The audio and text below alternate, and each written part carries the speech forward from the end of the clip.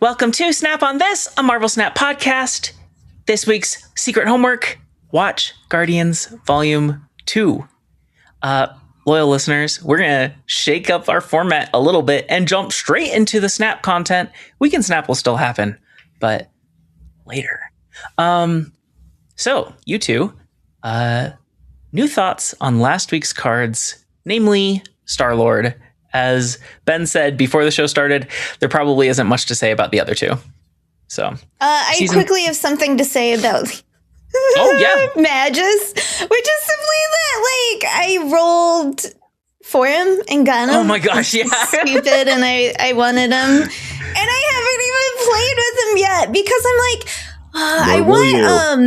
because I will admit that he does seem like a problem child, because the only reason I haven't played with him, because I'm like, I want to cook. I feel like I saw Lauren say that she hadn't seen anything compelling yet, and I'm like, that makes me. That's correct. I want to build the compelling deck to meme.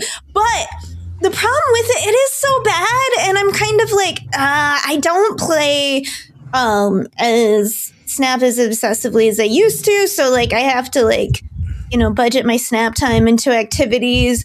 And I'm like, I want to at least get to 90 for the gold, and I gotta have that conquest route. So and the thing is, I know if I'm cooking with Magus, magic, I already forgot how to say Magus. Then I'm just gonna be losing a lot while I'm cooking. Yeah, it's hard to cook and climb at the same time.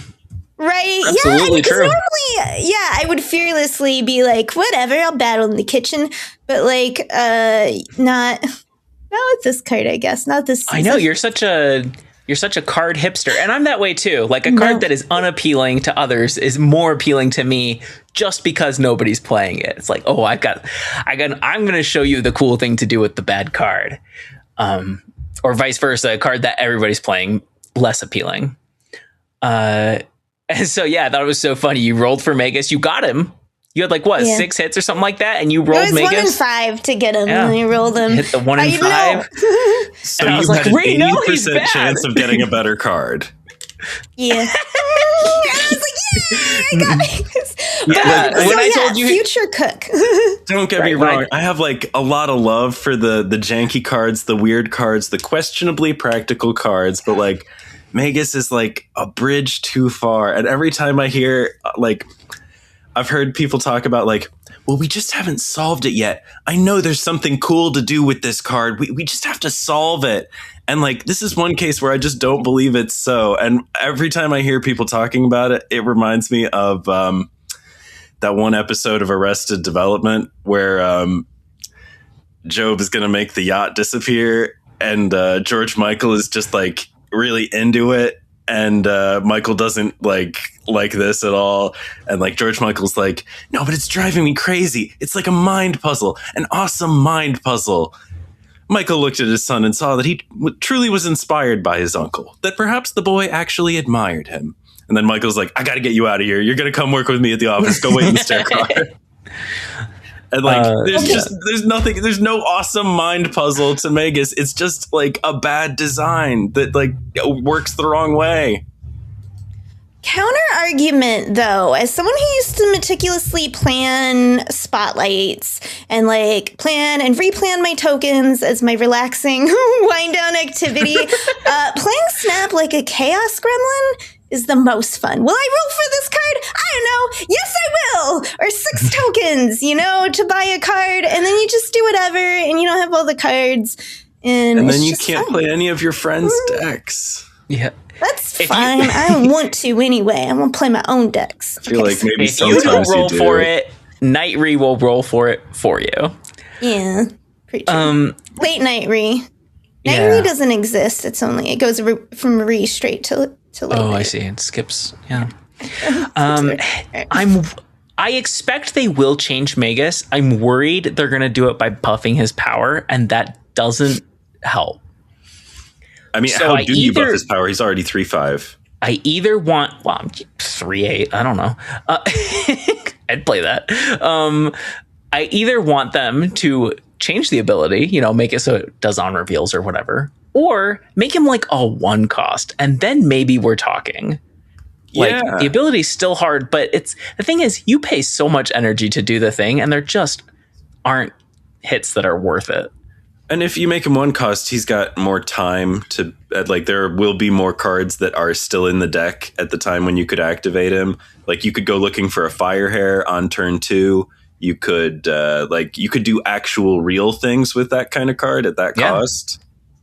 Like, that would be a real card. Well, you wouldn't want to play with Fire Hair, though, because you're usually playing Killmonger in that deck, right? I'm just like, it does change things about how the card works, because when you think about it, it's like, well, you don't have 5 power. An impactful 2 cost. You could look for Scream on turn 2. I'm just thinking, like, what are 2 costs? Victoria Hand. On reveals? Rabona. Victoria Hand, yeah. There's things. Magus to 1. Sense. Do it. Do it second dinner. But keep him at a 5. Just kidding. Okay. Well, there were things to say about Magus. Do we want to say anything about Moondragon before going to the star of the show? Okay. Still garbage. The Starlord of the show. I didn't mean to do that before, but then it presented itself. Our season pass card, the 4/5 on reveal. I mean, you all, if you're listening, you probably know this because he's everywhere. On reveal, next turn, you get +1 energy for each turn you've ended with unspent energy. This gains that much power. We'll be talking about the OTA later, but they haven't touched him yet, which isn't so surprising. They usually wait for 2 OTA cycles to update a new card. But yeah, the season pass card. Yeah, he's a menace. Nerf it right out of the gate.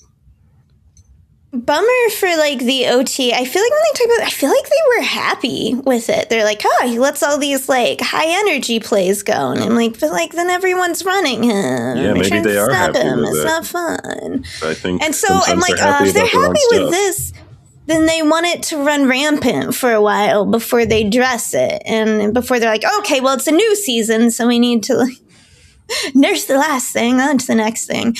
It's just like, I think that's good insight. They do want the season pass to make a splash, because if it doesn't, it's like they didn't release a new card. And I think that's kind of their goal for most cards, but especially the season pass, because so many people get it. And I wonder energy. I wonder if part of it though is balancing the game. Galactus First Steps made a splash. That's a season pass card that made a splash and didn't piss everybody off. Is that the last one? No, I just think it's like it's like a good like gold standard. That's the target. Yeah. Cards that buff and cards that give energy are just the universally, like, they'll be good, they'll fit into a lot of decks, then everyone will play them, then they begin to define the meta, and it's just like, I think he's just too good, and he's too easy to replicate with a whole bunch of different cards, and he's gonna get nerfed, and we all know it, and we know that I guess that's just the game now. They've kind of stated that they're just kind of fine with that, and they're not expecting cards to be balanced, that they do just want to have. I mean, it's just so weird that it's so good and so many of the other new releases are not at all. Yeah, you think they want to sell those too? Yeah, maybe. Also, it just like makes the game feel better and less silly when like most of the cards release in like roughly normal power levels, you know? I think that's the goal. Although this season has seemed a little uneven, low power. besides the hero. I think part of it, if we look at Starlord and Sholau, part of it is that they're balancing a game for 2 different types of players. There are the really heavily invested players, the core gamers who play a lot, and then there's casual players who might play less than half an hour a day. And so for Sholau and Starlord to be everywhere doesn't affect them as much. And that seems like, I don't know, tough thing to balance. Well, serving both of those Starlord audiences has made me a more casual player who's playing less than half an hour a day. So I don't know. It's converting everybody in the wrong direction, maybe. I got other games. Okay. We are now going to talk about this week's new card. We have Drax 2, Drax Avatar of Life, a 3/4. End of turn, +3 power. If your opponent played a card with greater power this turn, move to that card if you'd be winning its location. I will just say I tested it with like Kraglin and Batroc stuff, and he is smart. He will consider that Batroc is going to follow him when he determines if he will be winning the location. So that's cool. Does he do that if Batroc is played second? Oh, wait, no, he does his thing at end of turn, right? Wait. Yes. No, same question still stands. Well, it doesn't matter which order Batroc goes unless there's like a Hercules situation. Yeah, I don't understand. Oh, yeah, of course. I'm sorry. I'm confused. I'm very sick today. Yeah, I expect he would also consider Hercules before deciding whether or not to move. He's got some smarts on him. Does Hercules still do he still does random stuff? So does that? It's not random. It's random which location he shoots to. So you're saying Drax would consider the definite part, like the part that I think I see what you're saying. He would not move to the location if Hercules was there. Yeah, he wouldn't even try. So like it plays it all the way out, like the scenario. Okay, yeah. Cool. Yeah, he does not consider Hydra Stomper's ongoing power, which is the same thing as Captain Marvel. Captain Marvel also doesn't see Hydra Stomper's ongoing power, which is very silly. That is so odd. That seems inconsistent. Yeah. I hope that Drax incentivizes them to address that bug, which has been around since Hydra Stomper. Yeah, because that's got to be like a bug. That's not a feature. Right. All right. Did you two play Drax, see Drax? Ben? I thought I might get Drax, but I just don't think I don't know. I was like, maybe if I see it and it looks good, but I've seen it and it doesn't look good to me. That's my opinion.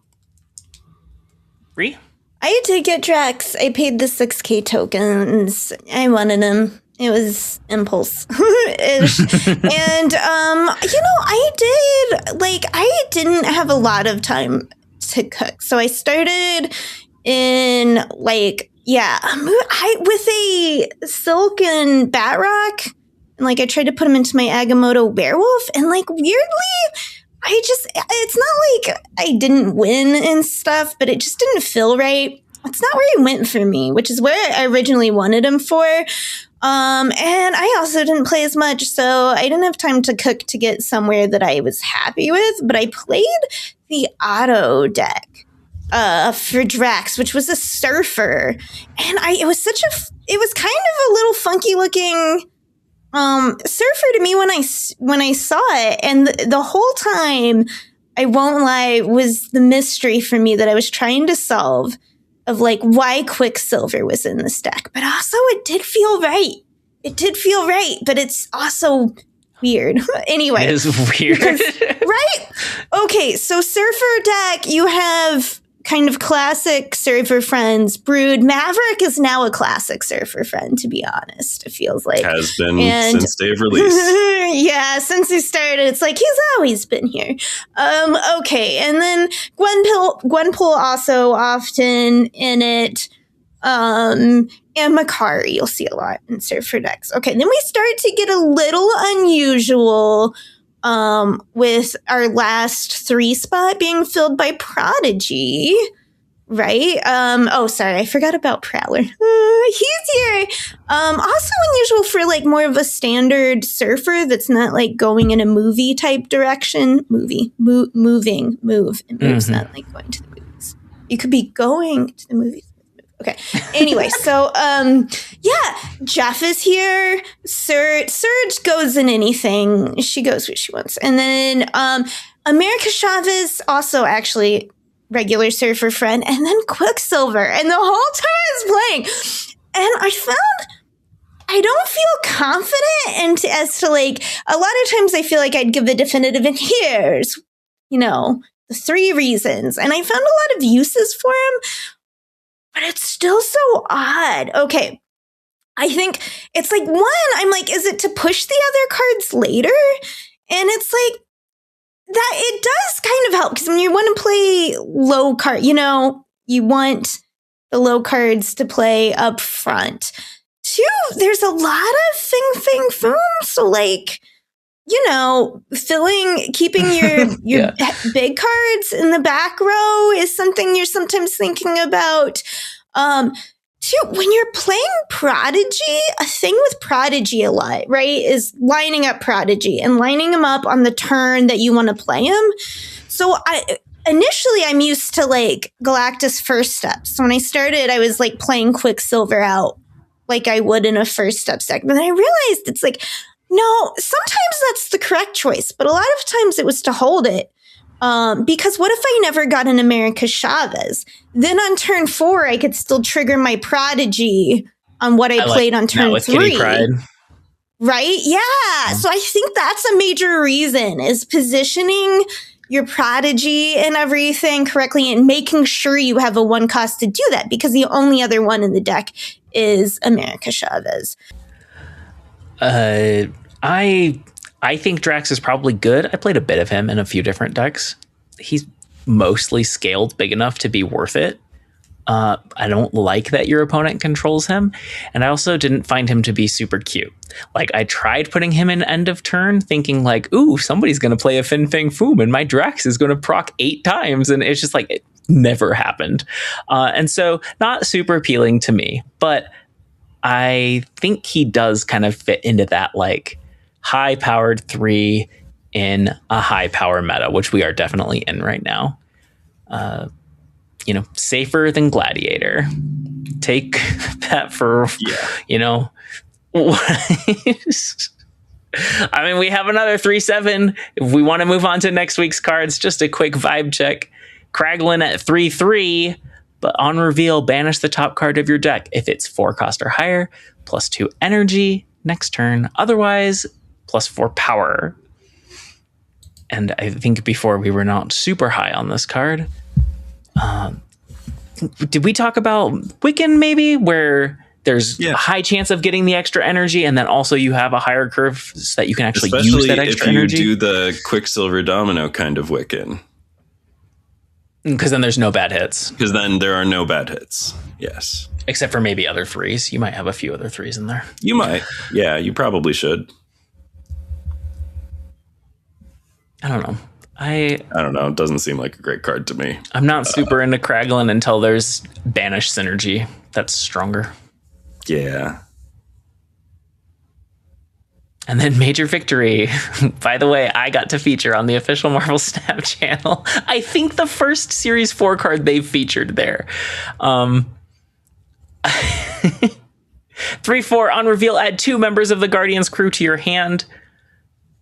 It's all the ones that give you +4 power and also Mantis. I'll tell you, in testing, he gave me Mantis a lot. I know it should only be, I think the math comes out to 1/3 of the time because you can't roll duplicates.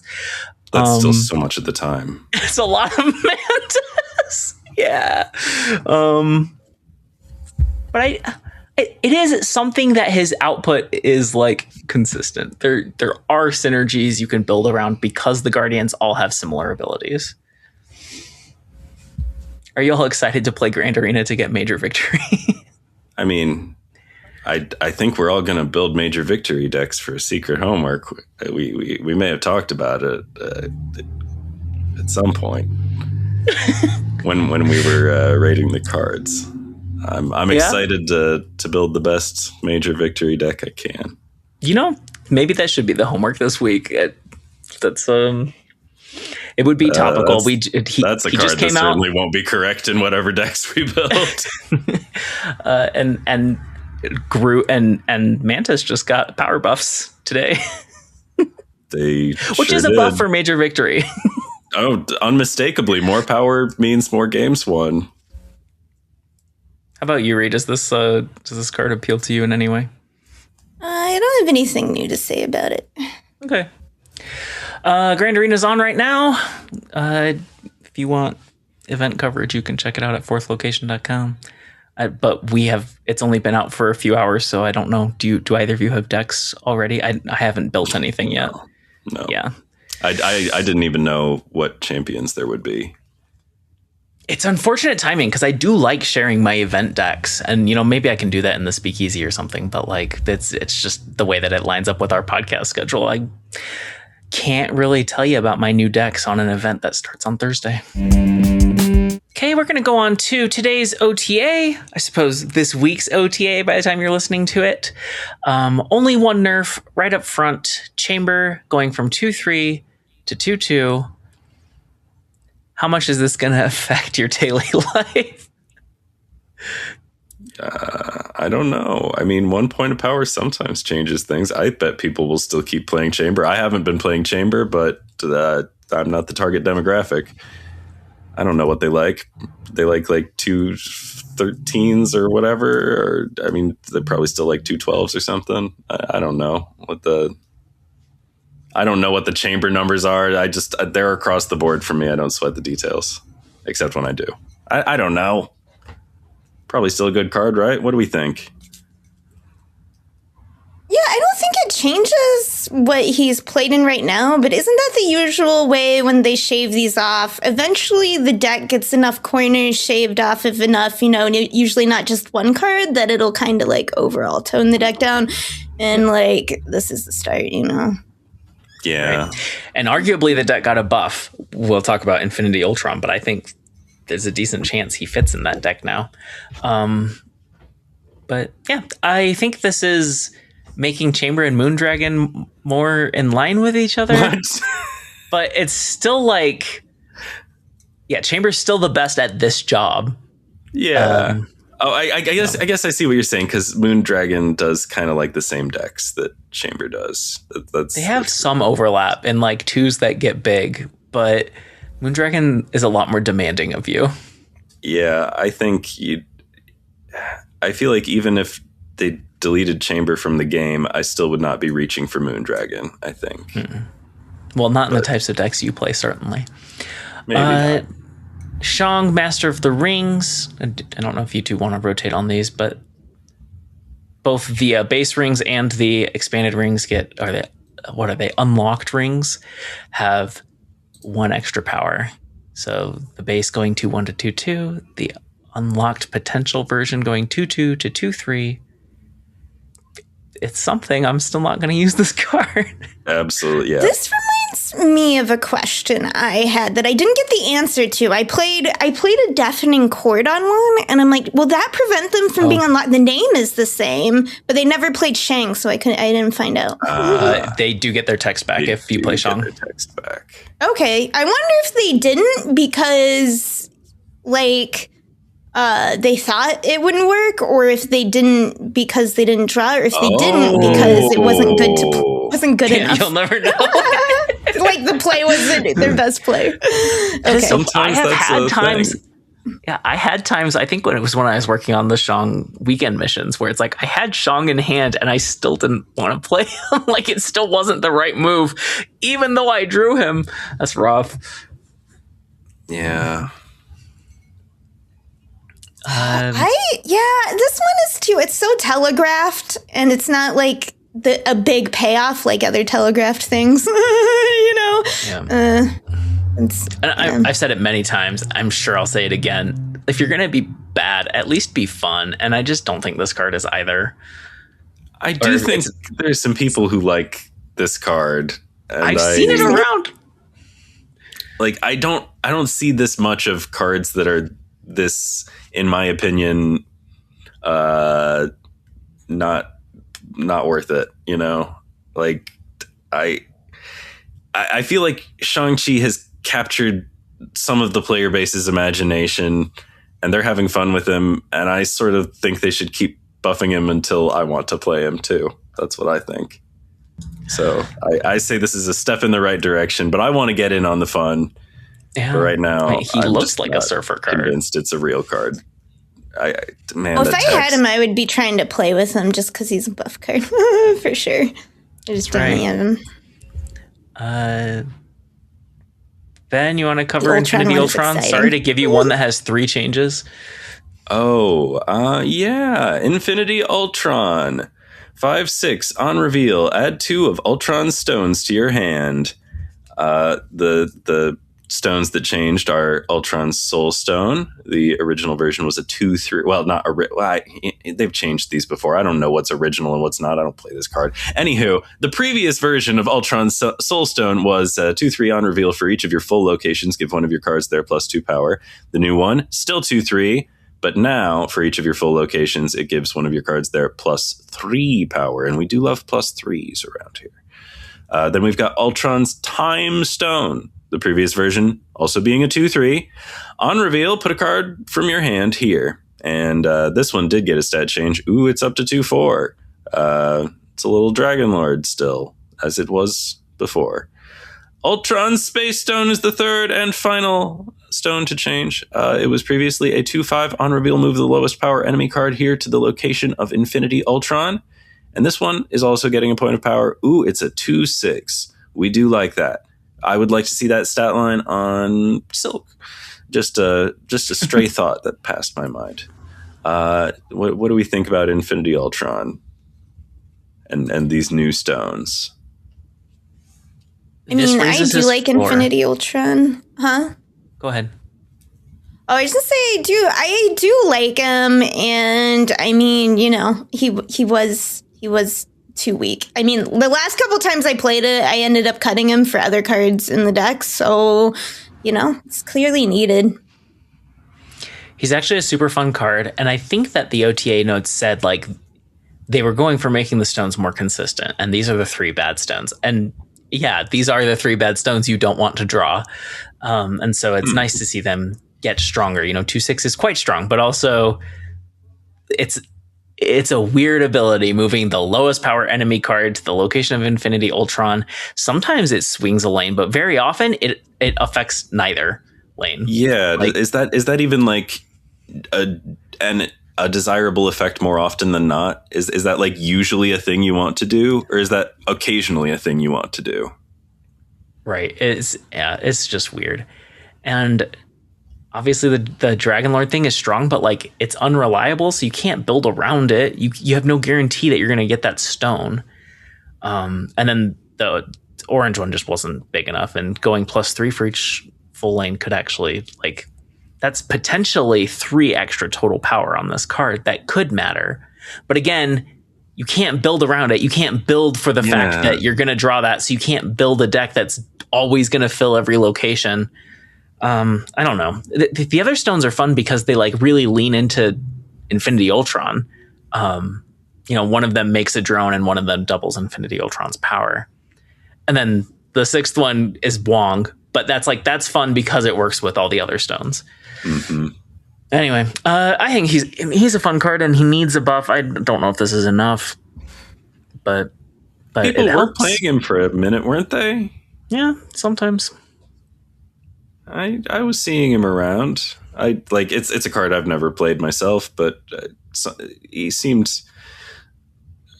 like in real decks too. Like I'm not imagining that, right? Like he was around, wasn't he? I think part of it is the Victoria Hand problem, and this applies to Major Victory also, where as soon as you're talking about created cards, you should probably just be playing Victoria Hand. And if you're playing Victoria Hand, you should probably be playing cheap created cards and cloning Victoria Hand. Oh, yeah. Yeah, Victoria Hand problem. It's like she really narrows the space of what you should be doing with created cards.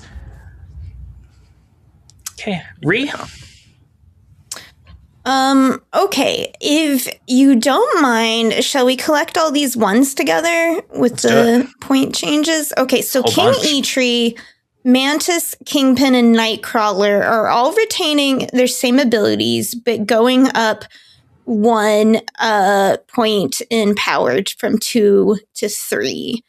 And I think this is big. As much as we normally in OTAs are more poo-pooing of like the ones ups and downs, this is where we do pay attention because the 1 costs and the 2 costs are so, you know, once you get to that energy level, that point of power feels like it makes a much bigger difference. I do think that makes some of these cards more playable, particularly Nightcrawler for me. But It did make me wonder, like, when I saw this, my thought was, like, I wonder if Snap will be around long enough to get a stat crunch. Like, if they'll need that. Like, if a lot of games, particularly in MMOs, where, like, the numbers go up as you get levels and stuff, and here you're not gaining levels except for collection level. But, like, the power creep happens, and eventually the numbers are just too big. It's just too unwieldy, like, for you to, like, mentally track or for it gets obnoxious, you know, to compute and store, pointless. So they take it one time, you know, they have an event and they just pull all of the numbers down at once. Usually it's called a stat crunch. And I kind of wonder if we'll see that in Savage, because now we've learned, like, a 1/2 with an ability just doesn't cut it for a 1 anymore, right? Like, that's an interesting idea. Do you guys have thoughts on that? Because I think they would actually like to do the opposite of a stat crunch. They'd like to do a stat expansion, because that lets them essentially use half math points. is already getting too much for right, me. No, you addressed late it. Night Re. Right, is that the numbers are getting so big, that especially on, like, total lane power, never mind on individual cards, that, like, yeah, you're having to do multiplication instead of addition, and it's, you know, big numbers, and that makes the game less playable. And so it's like the pros and cons of adjusting the stat range, because if you crunch it, then in an MMO, you can have something do 1.5 power, but you can't make Nightcrawler a 1.5. You know, like, it makes the game very awkward if you start using fractions or decimals. They might as well, for how much, like, I don't know, how much I'm mathing things anymore as opposed to just vibing. Because there used to be times where I would get down and count the numbers, and I just don't even bother. Because, right, when you're doing the numbers, it's not even just for one scenario, because you're doing it for, like, different scenarios, right? And it's just, like, it's too much. It's too much second dinner. I think it's kind of wild they're doing Nightcrawler 1/3, but not really touching Jeff. Right? Yeah, they even mentioned that in their justification. They're like, yeah, we know it's weird that it's the same as Jeff. We'll think about changing one of those later. But Jeff being a 2/4 suddenly makes a whole bunch of other 2s a lot worse. This is the chain reaction that they have been in the process of, right? And they're kicking it off further now.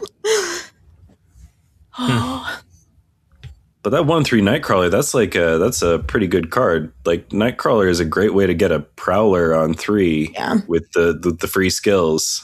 So an early prio tool as well, right? Yeah, like to keep prio across turns 1, 2, and, you know, like on across multiple turns early in the game if you're trying to do that. And a flexible way to contend with an opponent's Iron Patriot or Herald of Galactus or whatever they've got going on.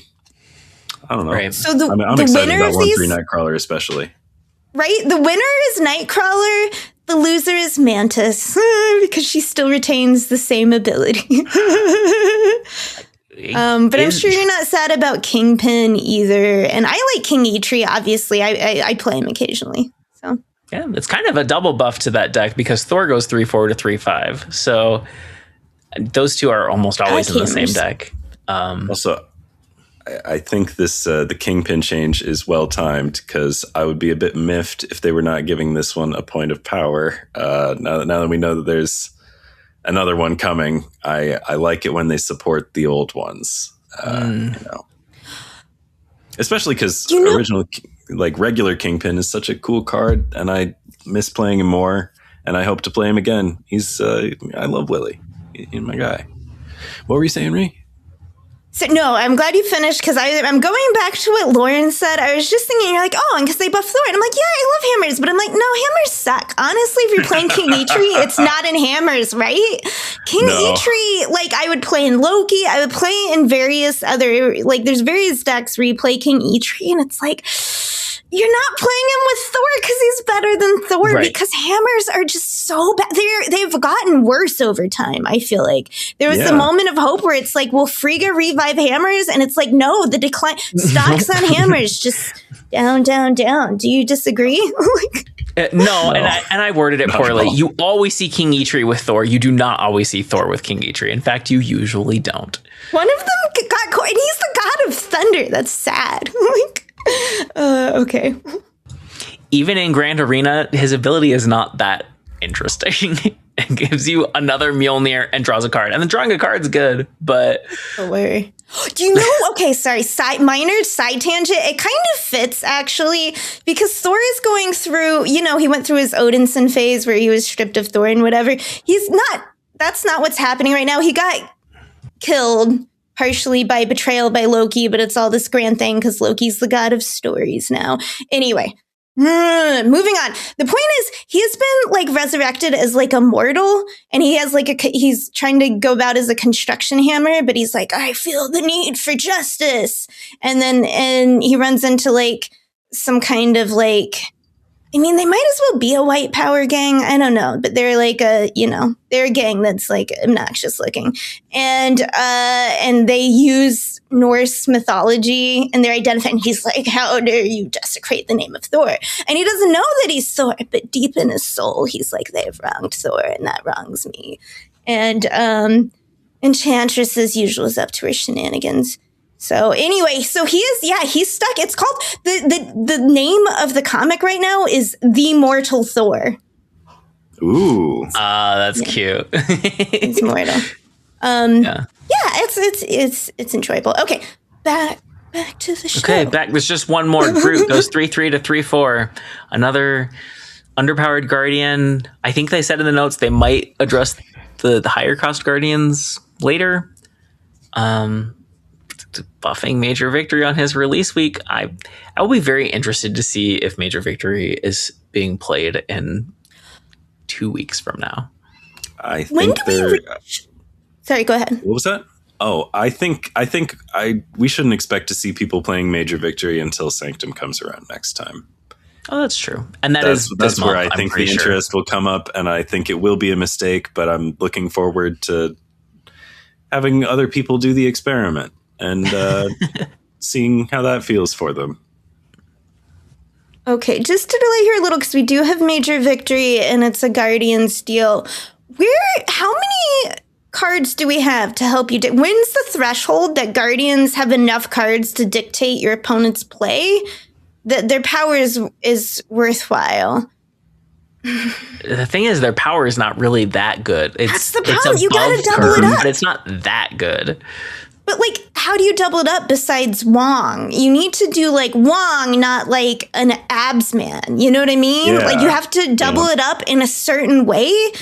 Like, because there are other cards that you're like, oh, double it up. And it's, like, it goes with everything. We see those cards. And the Guardians are, like, very finicky. They're, like, only specifically. 2 ideas for the Guardians that I really like. I think both were from Iron Cloak, but I'm sorry if I'm misattributing one of them. Oh, Iron Cloak. Iron Cloak has great ideas. Friend of the show. One of them is for Mantis rework to be Wong for Guardians. Oh, I like that a lot. Oh my gosh, we'll see Guardians everywhere if they do that. The other one was treating all of their abilities like a shared ability that scales. So every Guardian you hit successfully, the next one's gains more power. Oh, scaling Guardians. I like that. Oh, that would fix do it. Fix Guardians. Do it. The problem is that one is complicated, and they're like Series 2 cards, you know? That's true, yeah. Yeah, but like, you know. But we like them. We like the Guardians. Yeah. I think those are good ideas, and it's not that hard to understand. It's like, and it scales well for Series 2, because in Series 2, it's like 2 cards. If I play these 2 cards sequentially, they'll each get a buff or something. They each get +1 for each Guardian as you play it or something like that. That's understandable, and it's a low-key enough level, because look, we used to play Jessica Jones, you know? The Lobies... They're not playing on the same playing field. So, like, they can keep it low. And then at the top end, it's like you wouldn't do it unless you were playing, like, you know, a bunch of them. I don't know. They need to fix it. Maybe there's a twist on it that scales, but not in a complicated way. Like you were just saying, like, maybe each one buffs all the Guardians on the board. Yeah. You know? Well, yeah, the way I was thinking about it originally is like the first one you hit is +2, the next one's +4, the next one's +6, the next one's +8. Yeah, that's what I was thinking. Oh, you had to put more math in it, Lauren, because of course you did. Sorry. Yeah, but if you just buffed all the Guardians, then that scales on its own, and it also makes it not as painful when you whiff a Guardian. So I actually like that one a lot. So is it just like more lines of text? I don't know. Instead of saying this gains +4 power... They're doing their current Guardian thing, but also doing a global Guardian buff. Is that the idea? Okay, what if it's just like a Guardian ability and it's just like add X to all the Guardians on the board, but it's more power, like Gamora adds more if she's a 5 cost, you know what I mean? But they all have the same text, so it's kind of easy to like read and process. Would they still care about opponents playing in the same lane where they were played? That's how I imagined it. Yeah. Okay. Oh no, I didn't imagine. That's why it's not as bad as I was not sure if we were all talking about the same thing, so that's why I'm asking all these stupid questions. No, I like it if you still have to land the hit, but then it's not the worst thing in the world when you whiff your Starlord because he's still there to get power when you hit all the other ones. Oh, okay. Like it's an additional power. So yeah, like 2 lines of text, like one buff for calling the lane and another buff for having friends. And it's like, when are the Guardians hanging out with Jean Grey? Like, she's honestly too cool. Like, Jean Grey was in space, went to have her own Phoenix journey of self-discovery, and she was just... Didn't check in with the Guardians once. She I think she even ran into Guardian, but it's not like she was with them and became a Guardian. Like, other people will go to space, like Cyclops would go, and he would hang out with the Guardians as, like, a little side character. And Phoenix is, like... She's too cool for that. She goes and flies and does her own thing in space. Too cool for that. It's weird that like she fits with Guardians. I don't know. I don't like it. I think some synergies, some like cross-theme synergies are fine as long as you also have thematic ones. And like you have Nebula, but then you also have Lizard, which is okay. Or Adam Warlock. That one is on theme ish. Yeah, I can see the thread with Adam Warlock. All right. Well. That's the OTA and our thoughts on fixing the Guardians. This patch that came out, hardly anything notable to talk about. They made the collecting currency animations are different now. Cool. But they also released, or in the data mines, we have cards for April and May, 2 seasons worth of cards on preview here. And we're going to go through all of them. So buckle up. So many cards. Ben, tell us about April's Season Pass card. April's Season Pass card appears to be Strife. I believe that's some sort of evil cable, as I recall. 4/6. Objective, play 3 on-reveal cards. Use the highest cost on-reveal in your hand. Oh, that's what you get for fulfilling the objective. These are formatted in a way that's like not always super doesn't obvious. Have in the game, I think there's like an arrow or something separating the objective and the result. SnapFan doesn't have that icon. So yes, at the end of a turn, after which you have played 3 on-reveal cards, that's when you get the objective. Use the highest cost on-reveal in your hand. Sorry if I've asked this before. Objectives are going to count before the card got played, right? We don't know. That matters so much. I agree that matters a ton. Some of them are like... This one very much. Some of them are like... okay, this one, Wolverine, that we'll get to in a second. This has 6 or more power. That is like live updating, right? It doesn't matter if that happens before or ahead. Like there's not something that he has to see, right? But Strife, play 3 on reveal cards. Does he have to watch you do that? Does he have to be on the board? Does he have to be in your hand? Does it work in your deck? It makes a huge difference. I love this card if it counts ahead of time. But if it doesn't, I know, yucky. This is way too expensive. Yeah, I have a suspicion that it does count ahead of time because otherwise this card is bad and it's the season pass card, so they don't want to do that. The other thing is the objectives happen at the end of the turn. And I think that like something about that for like logically, I think that is because it would have been counting all of the things before. And that's why it doesn't like go in your like the objective can't be fulfilled while it's in your hand. I think I don't. I'm sorry. I'm sick. I can't trace my thought, but I think that for some reason that made sense to me a few seconds ago because the objective thing happens at the end of the turn. I think that means it must be counting from the beginning of time. Yeah, it's like, oh, can you surprise an opponent with this on turn 6? But like, I don't see why not. Okay.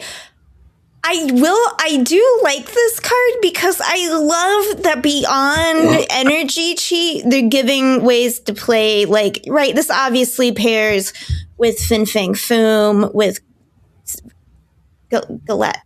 Zombie Galacti, right? The 7 cost cards. It wouldn't be connected to the other targets for Galacti, but Fin Fang Foom's a great call. But wait, is Zombie Galacti? I don't have the card. Is he not non-reveal? He is an on-reveal, but he's weird. He and Dormammu are weird because they have like that exact copy because special connections to the cards in your deck. So like if you use Astral Projection on Zombie Galacti, it doesn't do anything. Oh, really? It wouldn't like pop your cards that are on board that are connected? Right. Okay, so it not has Zombie to be Galacti. your original Zombie Galacti. Also, but like Zola, Odin. Like, has any other card ever told you to use an on reveal, or like, don't most of them copy an on reveal? I think Firehair. Huh. Firehair uses on reveal. Because I'm like wondering, like, could you do the Zombie Galacti while it's in your hand because you're using the Zombie Galacti's on reveal and not copying it for the... I think Strife is using it, but he doesn't. You think so? I don't know why he's not copying text. That's a good question. Would Strife do it for Strife's power? Would he... But you said it was a game start ability. Okay, I don't know. I guess we'll find out. Galacti, but like you could do like Brood or Fin Fang Foom. Those would be great things that Strife could use from his own perspective. Okay, but do you agree that it's good that we're putting in other ways to get things that aren't energy cheats? Like, I like that. I mean, are we sure we're not energy cheating with this? Do we want to doing that in addition, to be honest, but you know what I mean? We want to maybe copy Starlord or something? Like, I hope not. It's another abs man, right? But when someone has like 15 power, I understand. I also have played the game less because when I'm looking at turn 6 and it's like, should I retreat? You know, are they snapping or not snapping? And it's like, they just Fallen One and Starlord, and they've got like, I don't know, 15 to 20 energy. And for some reason they have like 5 or 6 cards in hand. And I'm like, anything could happen. I have like no fucking concept. I don't know. It's a bummer. Yeah, I do not like your opponent having stacks of energy is not... Stacks of energy in a full hand, and it's so really easy to get that. It's really fun to do, but it's so contrary to Snap. Like, this whole snap and retreat core mechanic of the game is not conducive with your opponent being able to dump their entire hand on the last turn. You know, there's a reason there were no cards that like did that when the game first released, I think. Like, I mean, Hell is probably the closest, but also didn't have... Yeah, that is the closest. Yeah. And you know what? There's a reason Hell has been sort of a villain, not just like character wise, but the gameplay identity of Hella has been considered a villain. Yeah. Anyway, I adore this card. I will play the hell out of it if the objective counts before he's on the board. It has they're not in the business of they don't. I mean, well, I don't know. They have put out some stinky season pass cards, but the season passness, like that tells me that it's got to be like that, right? I hope you're right. But yeah, I mean, forecast Zola, come on. Like, I'm going to use the hell out of that card. I mean, I guess you can't actually. Well, I was thinking, and then Grandmaster, but you can't do that because it's end of turn. Yeah. Also, when it uses that on reveal, it doesn't like gain that text permanently. It's not like rewriting itself like Absorbing Man. So like you couldn't grandmaster it because it is doing the fire hair thing. I looked at fire hair, and yep, that's where the use has been used before. Yeah, I think it's got to be counting from the beginning of the game, and it's probably a really good card, and probably not going to be fun. I've done lots of cool things with astral projection, but being able to target the highest cost changes things, whereas astral is random. Also, astral projection can't do things that require it to have a bot. I mean, like, it can copy those on reveals, but like, you don't get anything. Yep. Like, it can't, astral projecting brood gives you 0 power broodlings. Yeah, Strife has a corporeal form to absorb all these, or do all the different things. Okay. Yuck. Super premium Rie. Oh, the super premium set. Means I won't get it. Okay, because I was just excited because this is a skill called Techno-Organic Virus. So it is 1 cost, and it has the ability on reveal, copy this to your hand with +2 cost, infect your other cards here, replace their text with the new text, ongoing, +1 power for each techno-organic virus you've played. My immediate thought with this would be to play it in Galactus First Steps, Wiccan, Quicksilver Domino, because when you're playing those cards, they're not good cards, right? Like Quicksilver Domino for their costs. So when I am when I'm shaping my First Steps Galactus decks, which usually for me is kind of a tech soup deck with enough power, to put you over the top, and maybe a Surprise Legion for funsies. But like, this would make your card. You're consistently, if you can make something good out of Quicksilver and Domino by like slapping abilities on them, buffing them up, whatever you can do, you're trying to. This will do that. The other benefit for that style of deck is that it adds itself back into your hand, obviously, which is another thing you're kind of hoping to do. Like, some of those decks that don't run Domino will run Kate and stuff, because you're usually trying to fill up your hand a little bit later and have more variety, because like usually you're playing things, or at least me and my decks, like Mobius and Stardust. You're hoping to catch someone, you know what I mean, on their counter. So you're playing a variety of counters, but if you didn't catch them, then that card's useless. Or if it's an on reveal, like a Red Guardian or something, which is another card I play, a lot of these counters I play, it's like once it's done that, it's fulfilled its purpose, and now it's just, a dead low power card.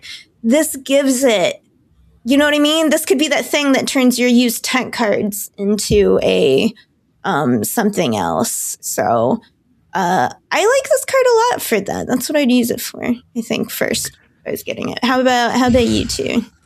I was pretty low on it the first time I read it, but it is growing on me quickly. First, I thought it was just copying to 1 card, but it's every other card at the location. Yeah. So, I mean, if you hit 3 cards with this and then 3 cards with the next one, you get the 3 cost one. That's 6 cards getting +2. Because you're realistically only playing this twice, probably, right? Unless you have something that energy cheats you or makes it cheaper.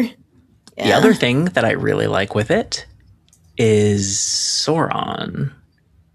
Like, this is another way to get rid of you. Like you were saying, bad cards, or like cards that don't have great abilities. But like, what if you have a card with a bad ability? Like, you don't need to Enchantress your lizard anymore. You just smack it with the Techno-Organic Virus. It's only 1 cost. Yeah. Only 1 cost to get rid of a stack. You play Ebony Maw and Techno-Organic Virus on the same turn.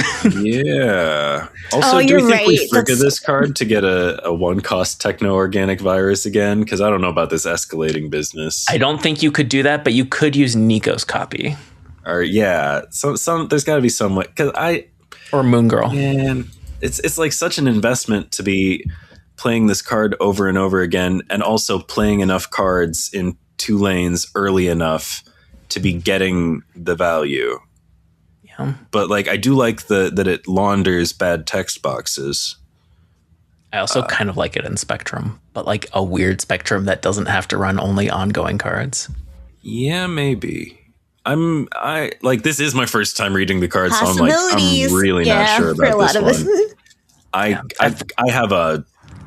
don't know if I like the numbers and the expectation that you play it twice and you already need to have the bodies there for it. That's like the part that I don't like. The fact that like you already need to have 3 cards at the location if you want expensive value. It's like a lot of hoops to jump through, I guess. Maybe you could play it like a third time, with astral projection or something. Knocking down the cost. Or for 5 energy if you are, doing something that makes a bunch of energy. Oh, yep. Maybe that is the intention. That might be the intention there. It's like, do we just miss out the obvious? Has to be the highest cost one in your hand, but I guess that's how you get the one that's the 5 cost one. Right? Yep. Okay, cool. Wolverine, Horseman of War, a 4/3 with the objective. This has 6 or more power. Your reward: give one of your cards at each location +3 power. That ends up being a 4/12, which we've seen plenty of those, say Ares or Gwenpool Once Upon a Time. Good. You have to find some way to buff him, but you only have to give him +3 power. Seems all right.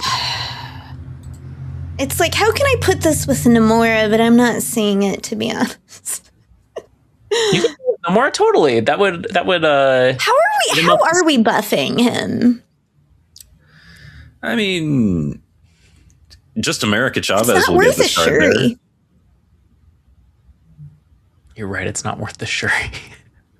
He's kind of expensive, but America, honestly. you have to look out, right? America, you look out. Shuri doesn't feel worth it. What card are we using what cards are we using to buff this guy? Also Gwenpool, the previously mentioned. Okay, yeah, Gwenpool, universally good.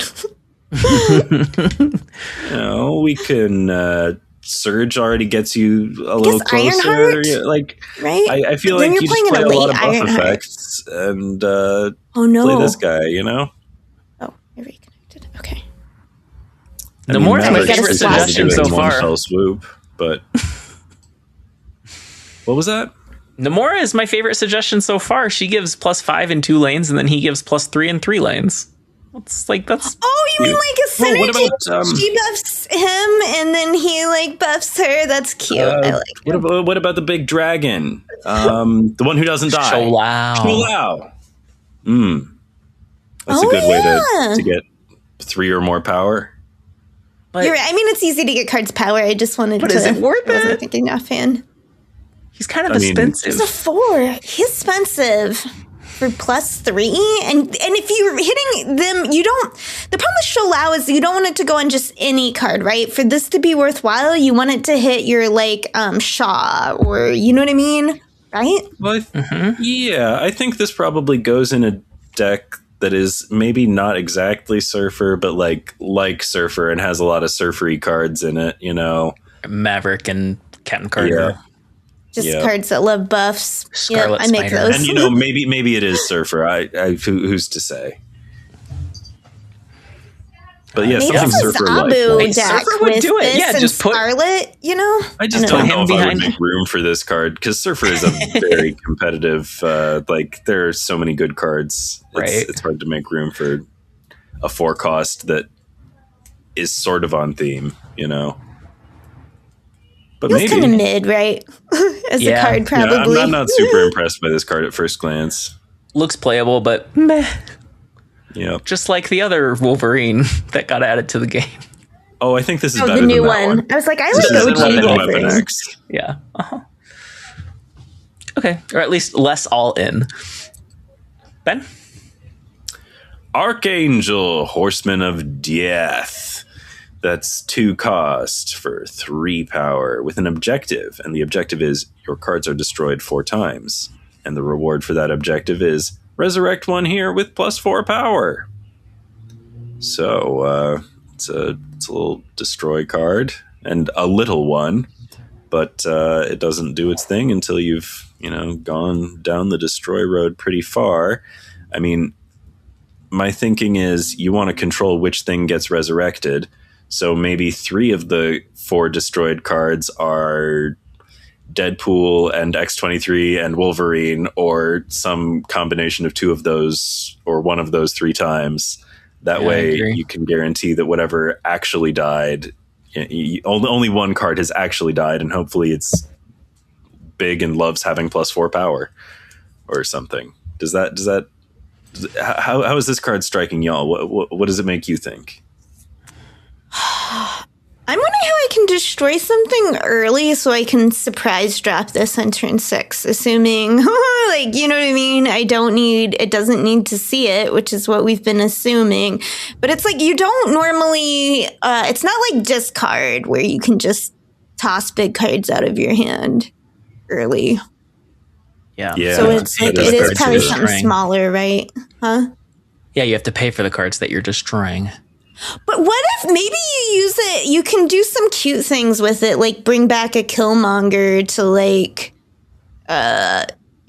depending on the deck you're playing against. Sometimes I'm playing against decks where I wish I could play Killmonger against them twice. I had another thought.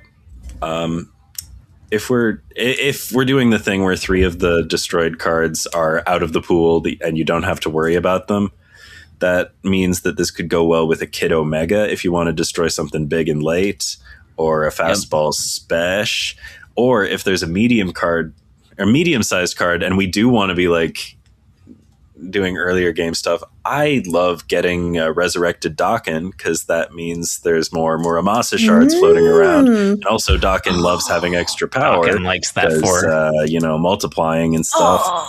So I do love that idea so much. I hope that would be Archangel so good. is a Dakin friend.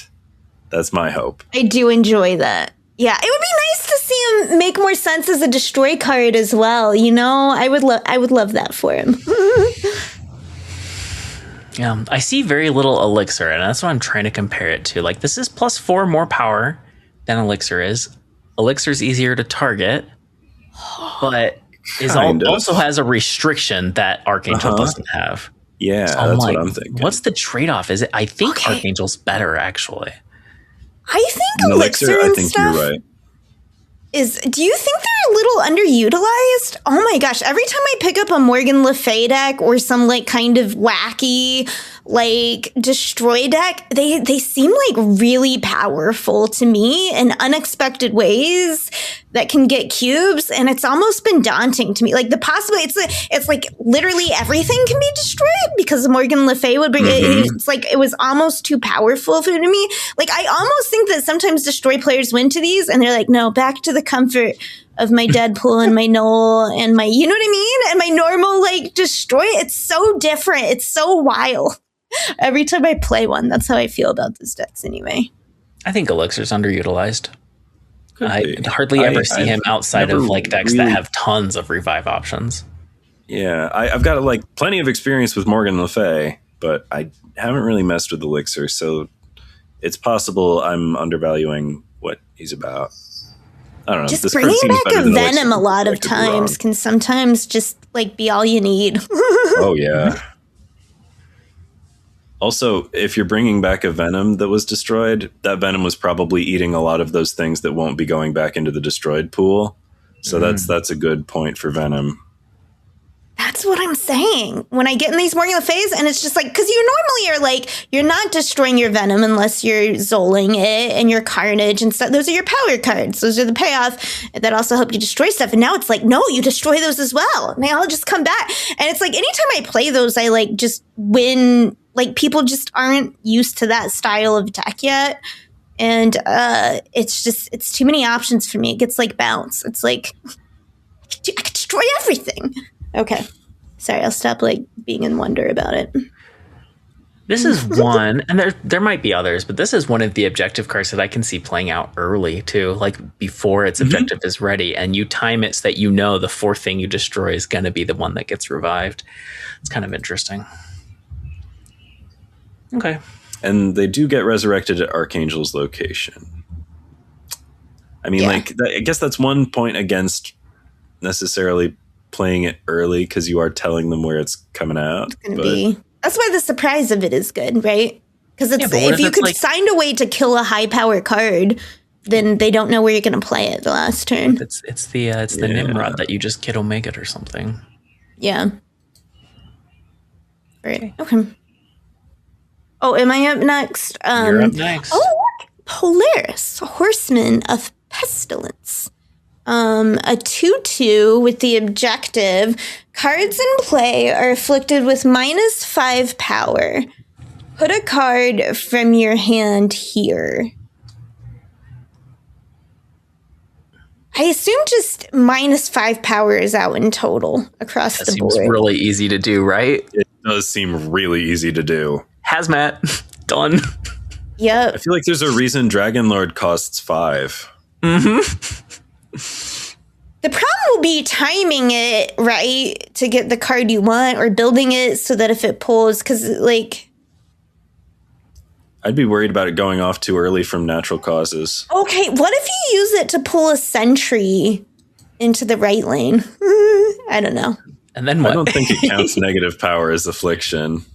Right. I just like when I can cheat sentry in the lane. I'm sorry, I misunderstood what you were asking. I thought you were like saying like trigger it by playing sentry, but no, you're saying. No, I mean pull the sentry into the right lane. That's probably not the most. Play him where he's not allowed to be played. Breaking all the rules. I just like sentry and the void spotted in the same location. Yeah. Like when you're playing a War Machine deck and then you have Arisham or district or whatever, and you get a sentry and you're like hee like. Okay. Use this to sneak a man thing behind Goose. I don't know. Yeah. See, I like when people do.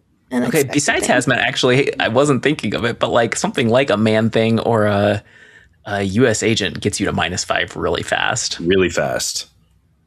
Like, I really think this card's going off all the time. Like, locations will make this card go off. Thunderbolt's Tower will make this card go off. Yeah, and then you just play Luke Cage. But once again, you can't. It's nice that it pulls a card from your hand, but it feels like your hand. You'll probably have enough in your hand. When it goes off, it'll be hard to control what exactly it's going to pull. But maybe you don't care. The base affliction deck mostly doesn't care. Ajax, good. Malekith, good. Luke Cage, good. Like Diamondback. Yeah, this card seems real strong to me. Yeah, that's my opinion. It's a good one. Okay. Also, Mother Ascani. Oh yeah, go ahead. Oh, I was just gonna say, still love original Polaris, and I'm a little disappointed this one has mechanically no nods to anything about original Polaris. But we do already have a variant of this character in the game. The Polaris and yes, we do specifically. Yep.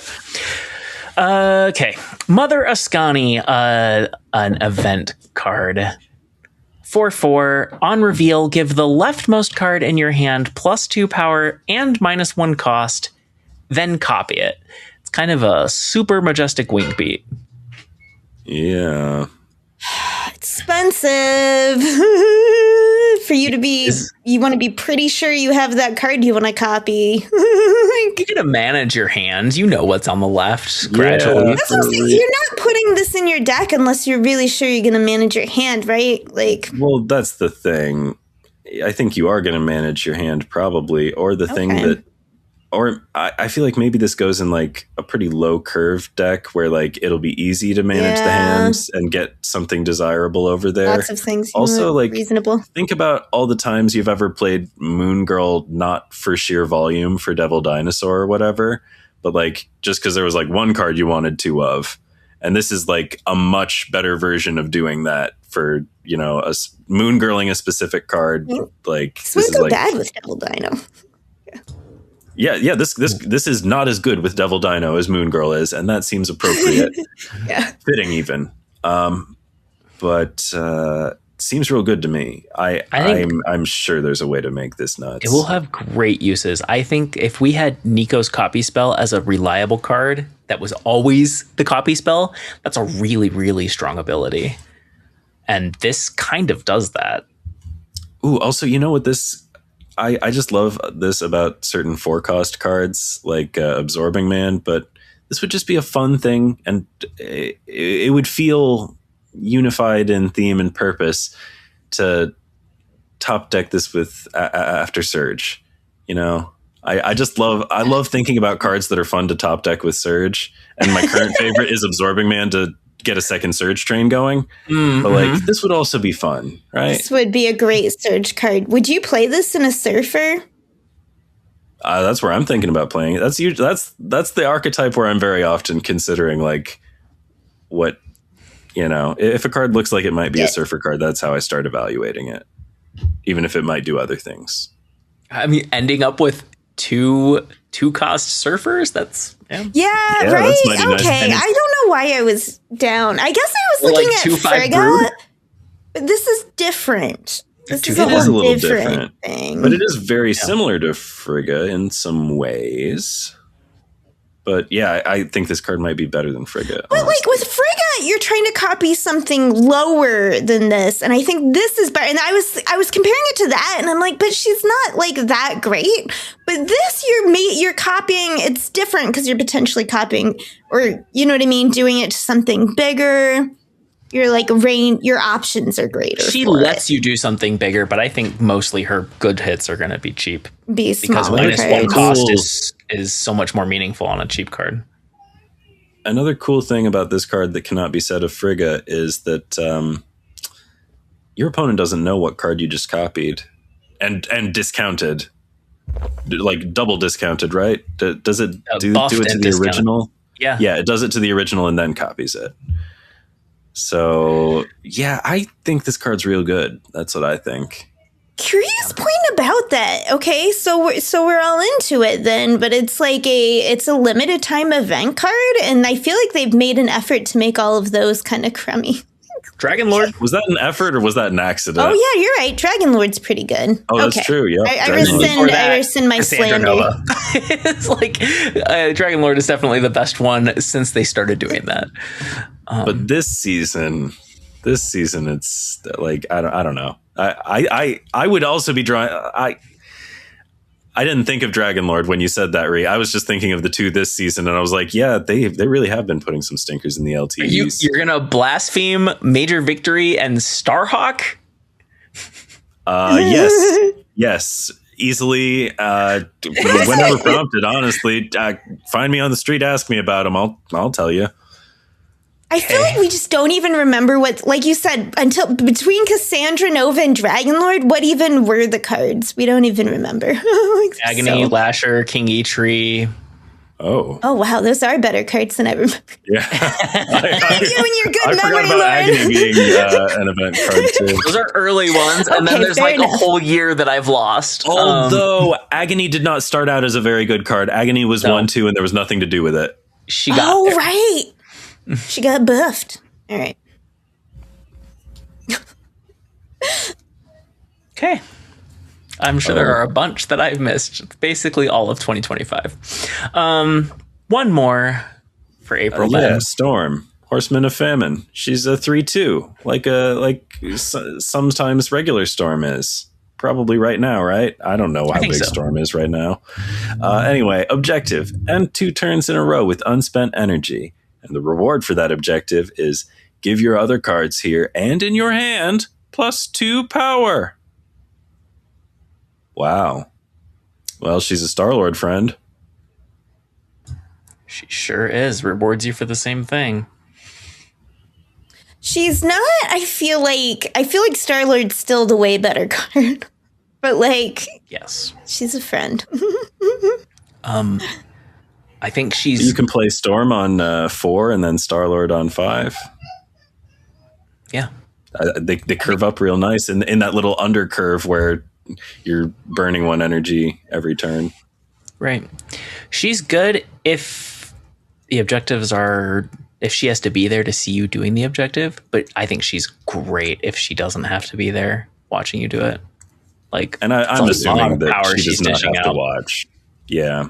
And she's one of the first of these objective cards we've seen, though, where you really do want to trigger her for sure before turn 6. So you're getting the bonus of your cards in hand getting the buff. So you're here and in your hand. That's like, that could easily be 10 extra power. Of course, you have to play those cards, but that's what I'm saying. So you want to trigger her on turn 5. Don't play her on turn 6. Yeah, 5 or earlier. Yeah. And that's why I think turn 4. And my hand is going to be full of 5s. It's going to be yummy, yummy, yummy. That is, I would never have thought of the Bast angle. She's a Bast friend. I'm always thinking about Bast angles. Okay. Start us off with the season pass in May, Ree. Okay, this is my introduction that we're having it looks like a Daredevil season, which I am a long running. It's so weird. I don't know why. Ever since the Frank Miller era, I've loved Daredevil so much. It is one of my longest running comic chains. I've gotten Daredevil for years and years and years and years, even when it's been very bad, based on this love of the premise and the small times that it is. And I will say it is my turn to be righteously infuriated that we're getting a Shadowlands Daredevil before so many characters in the his sidekick Blind Spot would have been a great character. There's so many other characters we could have bred in here. Anyway, but Shadowlands Daredevil is a 2/2 with the ability on reveal, shuffle 3 demons into your deck. When you draw a card with 6 or more power, +2 power. My first thought, I had an interesting when I was advanced skimming, 2 thoughts in quick succession. The first one is this is great. 3 demons, but which are a demon is great. A 1/6 is just a great card, and if you can control when you can play it, right. But then on the second hand, and that he gets power, right? Even better. But on second thought, it's that's putting them into your deck, preventing you from drawing other things. And it's a 1. It's great because it's a 1/6, but it's not great when your hand is full of 1s. You know what I mean? And you run out and you don't have cards to play. So honestly, the fact that this puts it into your deck, I'd almost want to play its-rie some stuff to mitigate that, or it might kind of be bad feels. How are you guys thinking about this? I've got some mixed feelings about this card. One thing that I think we need to consider is that these are created cards in your deck. They're not created in your hand, so they're not friends with Vicky. Oh, yeah. Lauren, you are muted. That's a good point. Thank you. I had said that deck thickening is bad. Yes, I agree. That's my other worry about this card. And re-hit on it, right? Demons have great stats, but they don't do anything. Mm-hmm. And then Ben hit on it even further with so one thing that you do with stacks of demons that you get from the hood is Vicky, and you can't do that. So this joins the pantheon of season pass cards where I get why they picked the character, because Daredevil, he should be headlining the Daredevil season, but this ability is very weird for a season pass card.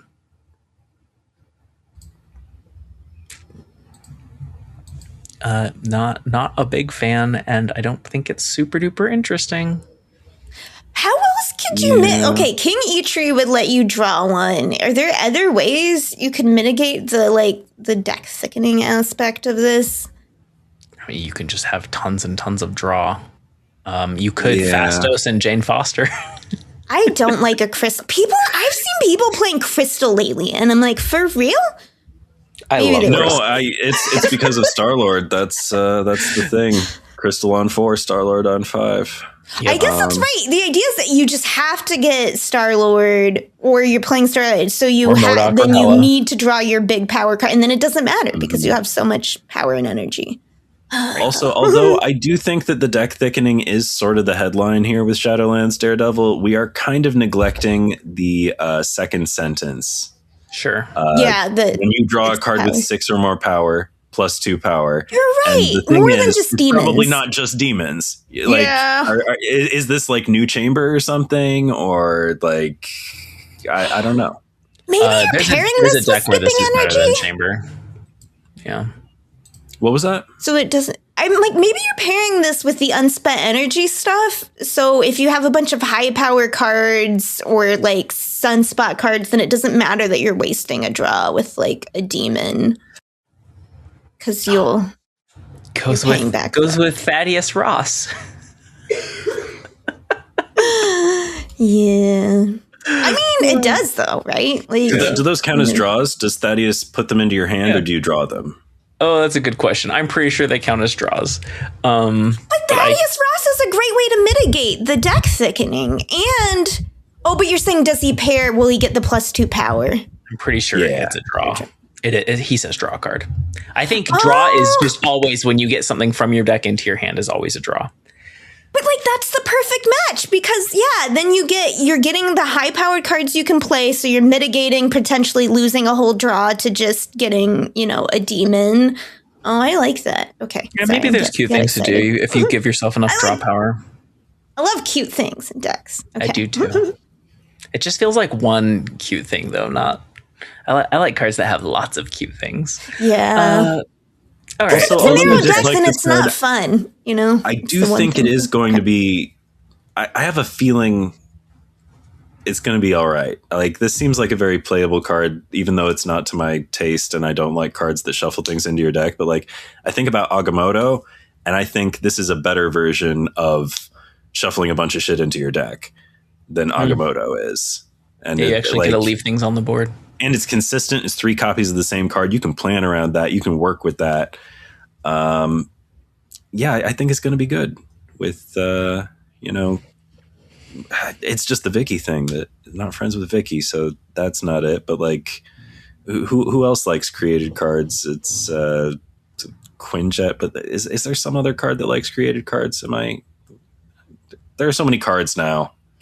No, the problem is with Quinjet, and so like they changed it so things just don't get reduced beyond 1 unless it's like very specific cards. Gorgon not helpful. Yeah, all right. Well, maybe that really is. I don't know. I got a hunch this card isn't nothing though. As much as I wish it were, because I'd love to ignore cards that thicken the deck. Yeah. Okay, Super Premium Season Pass, Kingpin 2, Wilson Fisk. 5/9, but costs 3 if you have the highest power card in play. That sounds real good. I like the theminess. I think this card's going to get played a lot in that type of deck. Get Prio, you can play a 3/9. Right? I do like that this one has some mechanical connection perhaps to original Kingpin, because original Kingpin makes the opponent's cards smaller, making it more possible for you to have the largest card. Okay. All right. That satisfies me in a way that Polaris did not. I like it. I'm glad you pointed that out. It's tenuous. I don't know.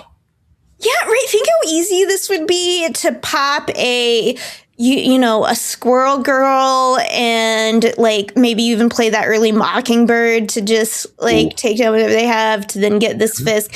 And if you copy that, which, it's friends with, like have more of these that just keep getting, because the thing, what you like about making cards cheaper, kind of what you were just saying, Ben, with like what likes created cards. And we were just talking about the problem is it bottoms out at 1. So like, like you're not trying to copy a lot of demons and play a Quinjet unless the Quinjet's for other stuff. But this you want like a handful of that you've made like vastly cheaper, because 9, not a 1/9 if you got it to there, it doesn't or discount 3. It always. Oh, it won't discount off of 3, will it? I don't think so. It might bottom out at 3 then, so you can't get super tricksy. Probably for the best, to be honest. That's the case. Get like Quinjet and stuff going too. I said before Prio, it's not really Prio. You just need to play a big card, and you can play something silly like, I'm not saying it's worth it, but you could do something like Martyr or Maximus, and you will almost certainly have the biggest card. Yeah, you're right. The cost 3 will override other reductions on it. One But the thing that it doesn't override is his natural 5 cost. So he's not a surfer friend. And that's one thing that bugs me here. Also, Lauren, you said earlier you'd play a vanilla 3/8. I'm not sure I would play a vanilla 3/8. Really?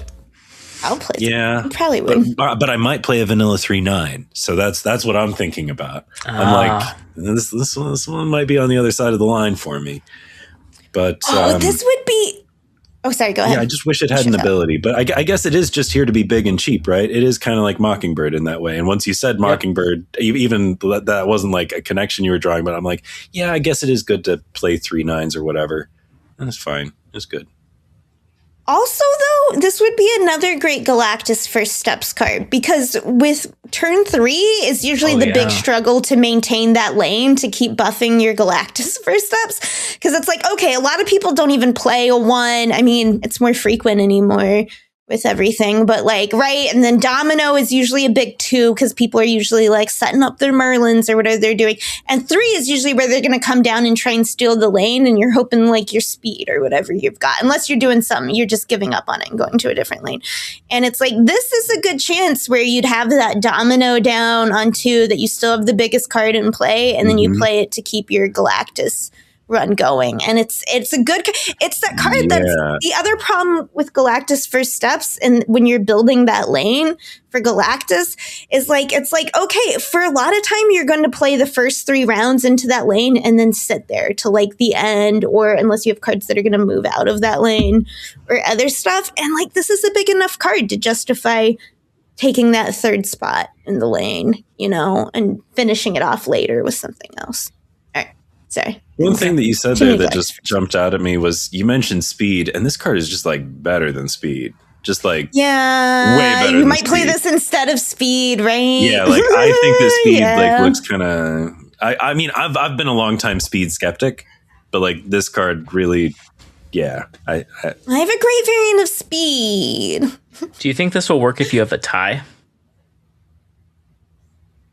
Yes. Oh, that's a good question. How's it worded again? If you have the highest power card in play, yep, I think so. I would by board game and card game rules reading. Usually that means you would share it. I would think. I mean, like they'd both get the buff from.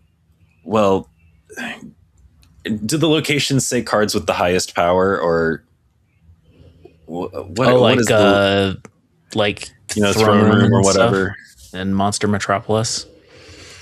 They are friendly ties there. You have all right. I think it would work, maybe but it is, we'll find out. It is like a winner takes all. Like you have to have like the very highest power card. Yeah, can you ruin yourself with your own tie? I don't think so. Okay, Ben. Next card. Punisher War Machine. This is a 2/2. It's the Super Premium Season Pass, the SPSP. Sometimes, well, we'll see if it stands for that. No. Wilson Fisk was the Super Premium. Oh, was Wilson Fisk the Super? Okay, that's right. You said that. Bad for making that. I'm great at listening. Punisher War Machine is just a regular ass Series 5 card. Looks to me. Anywho, when you draw this 2/2, mark a location that's empty for you. Objective: win the location for +1 maximum energy. That's not how any of the other objective cards are formatted or written at all. That is... it's the wrong keyword. That's really weird. I think it's because they ran out of space. Because they are pretty strict about 3 lines. And so they can't say, win the location. I mean, they could have just win the location and then arrow +1 max energy. I don't know. It's weird. You're right. Also, when they say objective win the location, do they mean be winning the location at the end of a turn? They have to, because if it's win it at the end of the game, the max energy doesn't matter. Yeah. I feel like it's too easy to this is it's a weirdly complexly written thing, even though it's kind of easy to understand. But B, it's it gives you +1 max energy for the rest of the game. If you play this on turn 2, it's way too easy to set up to win a lane on turn 3. You play Nightcrawler on turn 1, which just got buffed to 1/3, right? This card. And then boom, you move Nightcrawler to the lane like you put your other 3-cost card, and then for turns 4, 5, and 6, you have 1 extra energy. You could win it on turn 2. Yeah, you could. I mean, I assume when you draw this, the location is marked for everybody, so your opponent knows about the marked location, and they know you have to be empty for you. But I guess you're right. If you have a way to like spread power without a card in a lane. Oh, I didn't even notice this says mark that's empty for you. Empty for you. So it starts. So you have how often to does your opponent be ready to win. You play on the right lane on turn 2. Like, yeah. What if your opponent just doesn't have a 2-drop or even a 1-drop? I'm with you. It's too easy. For too good of a reward, you would set up your deck to like get you that extra energy. You know, you would put in a Nightcrawler or a Quicksort, whatever you needed to do to like make it happen. I don't know. I guess not a Quicksort in this case. It would be definitely. Yeah, I'm highly skeptical of this card. I don't like the cut of its jib. I don't think it's healthy or cool. Let's get it out of here. Surely, speaking our disapproval on this podcast will make them think better of it. Well, and they'll redesign I like Strife as an alternate way, right, to getting cards that are high, like 7, like a Fin Fang Foom without doing energy cheat. And this is like the reverse direction, more energy cheat, which once again, I think beyond just all of us finding it annoying, the key part, as Lauren said, that hurts the game is it's ruining the snap and retreat mechanic, which rely on you having a poker style knowledge of the game. That's just getting harder and harder. It's just getting more random and random, whether your guess on the snap retreat is going to like matter or not. And then that ruins what conquest. It's like if the snap retreat mechanic is gone, then like that's what evens out the game. You know what I mean? That's what makes it a competitive rather than just silly, fun, random game. And that's what we're worried about. That's why we're right second dinner. You listen to us. Yeah, cowards. Just kidding. Yeah, this one seems really random to me, which is what you were getting at. It's like, it's not necessarily too easy to get the max energy because he does only have 2 power. So then it's just kind of random. Like you play him on 2, you hope your opponent doesn't play there on 2, and if they did, then you don't get the energy, and if they didn't, then you do. Fine. Like come back and win it on 3. It still feels very like good. Rolling the die. Yeah, you're right. Okay. Next one, Ree. Okay, the next one is Muse, which is a 3/3 with the ability, the ongoing ability, +3 power for each location a friendly card has been destroyed in. Okay, so I know a 3-cost, everyone's like Surfer first, but like it's obviously a destroy deck. So besides a Surfer destroy, my first wondering of this, I'm wondering what you guys think because I haven't played as much of these style of decks. But like the Wild Child, Phantom X, like discard destroy with ongoing, do you think some reason you do that with a Moonstone with other stuff like Wild Child and stuff? Or is that too like cute? I like Moonstone because of how big this is. Like Moonstone for +9 is not the worst idea. You know, I'd like it better if Muse were putting the power in the locations where the friendly cards were destroyed. Then I think it would be a Moonstone friend. It's all centralized. But it's all in one lane. And that to me just, yeah.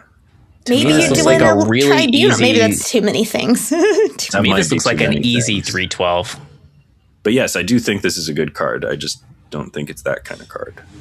Like instead of a null on the last turn, this lets you play it and some other stuff where sometimes, you're like, but I can't play my null and my death because death didn't get cheap enough.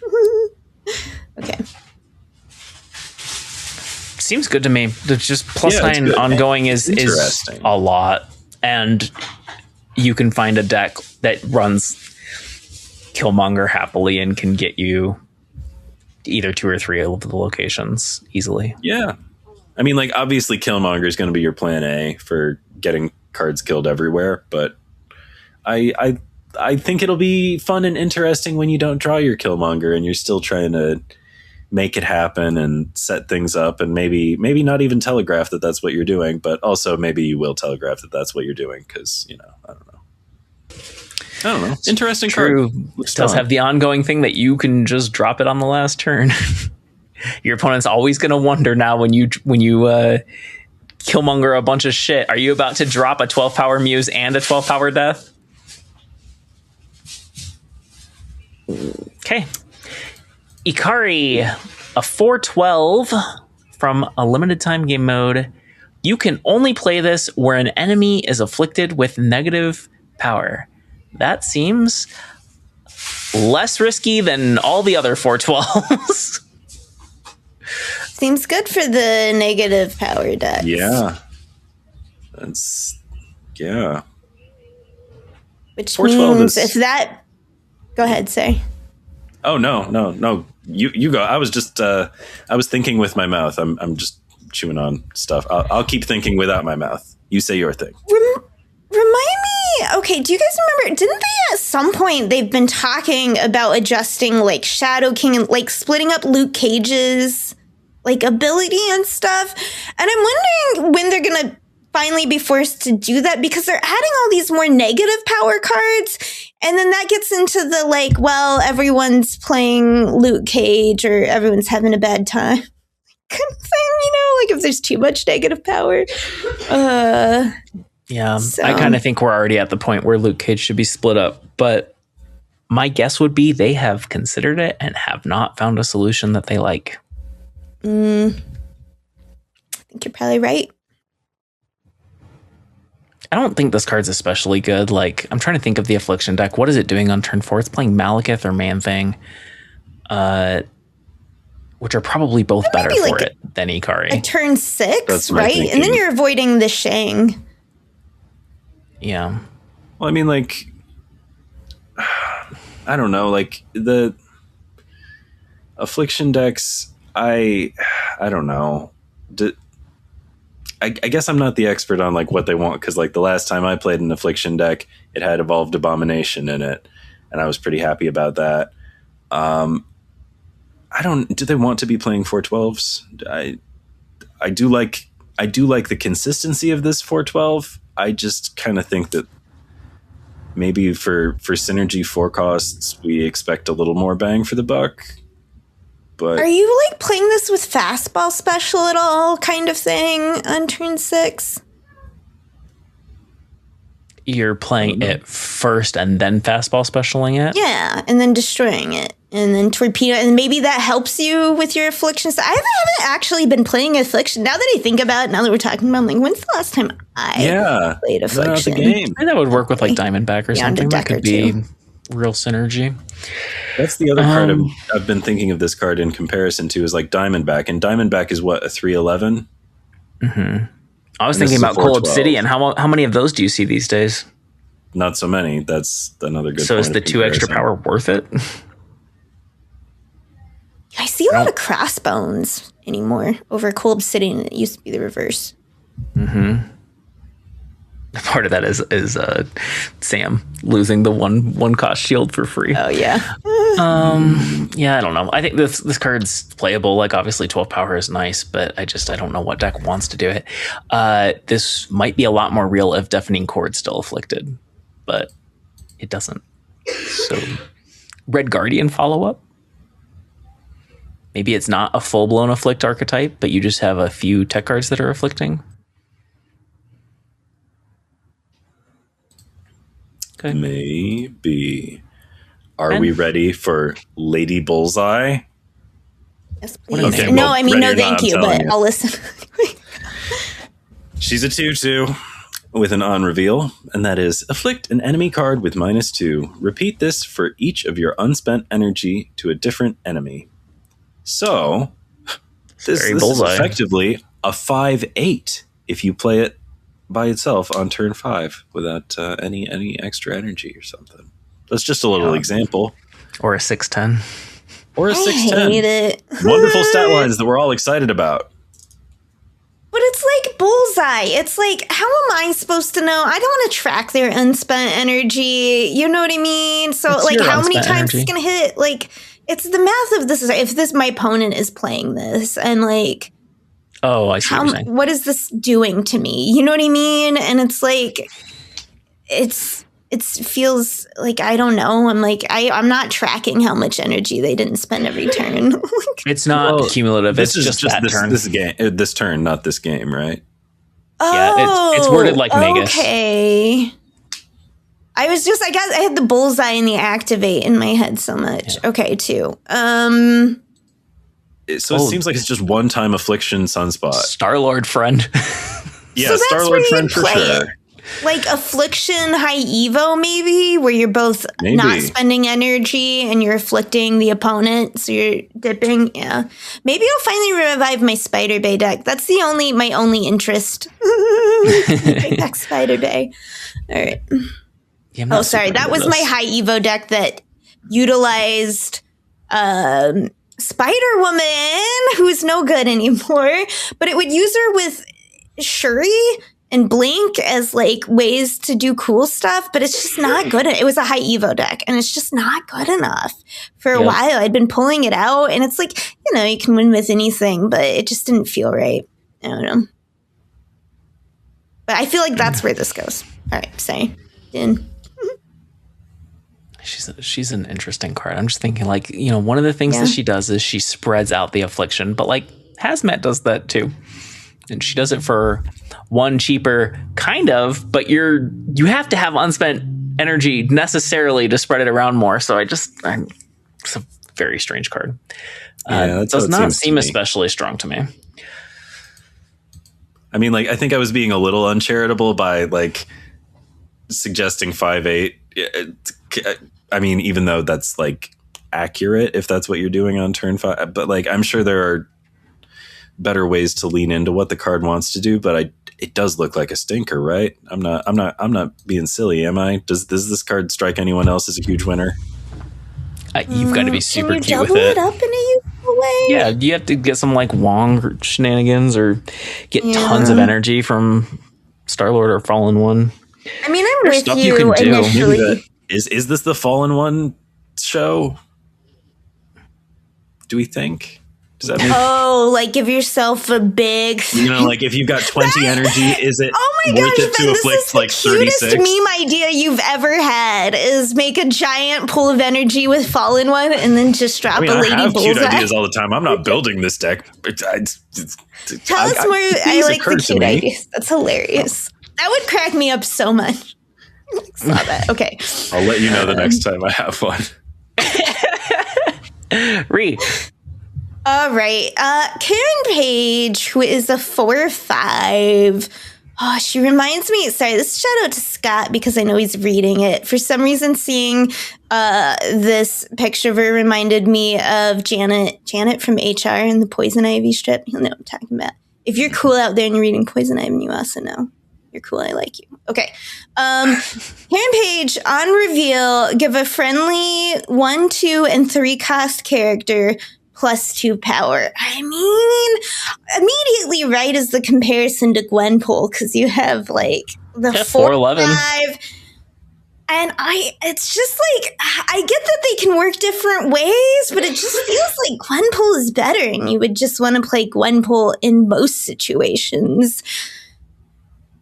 Right? Karen Page is better on the last turn, but mostly I think you're right. I think you prefer to have that information hidden in your hand.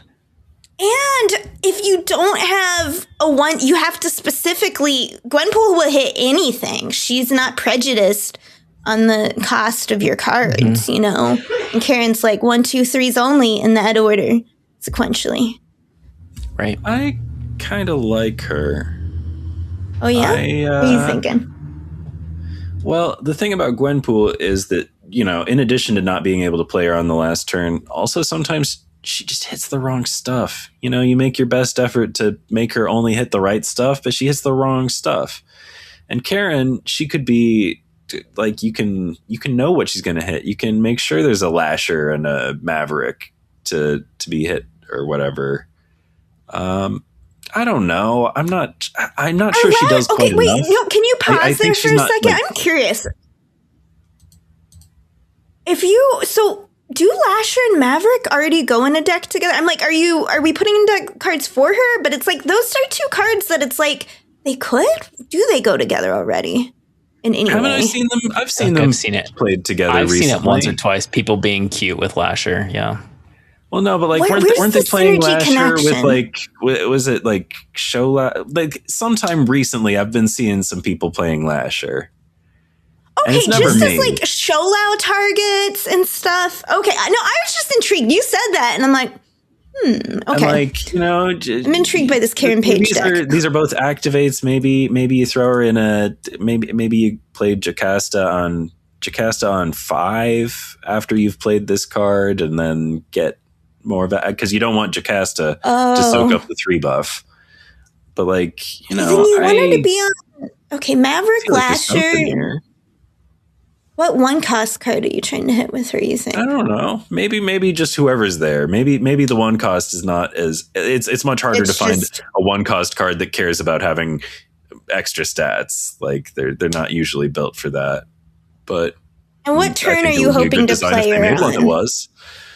Returns. What I think on 4. I'm curious. I'm just like I'm feeling my way around this card by asking you questions. She could be a Wiccan alternative if your deck is built to do a 1-2-3.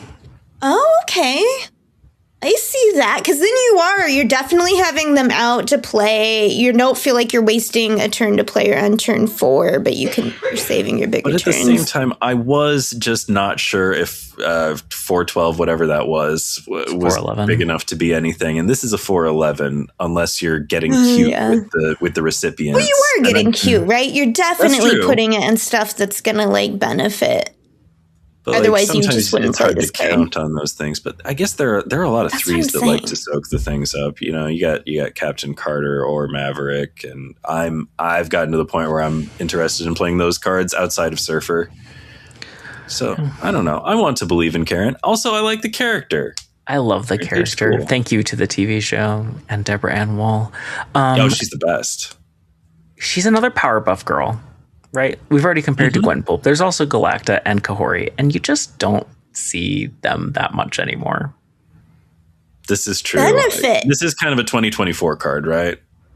Gwenpool sucks on turn 6, and you can still play her on turn 6 and then throw your activates and stuff. Yeah. So like, all right, you guys are at first I was like, oh, I like buff cards, which is my immediate reaction to all buff cards.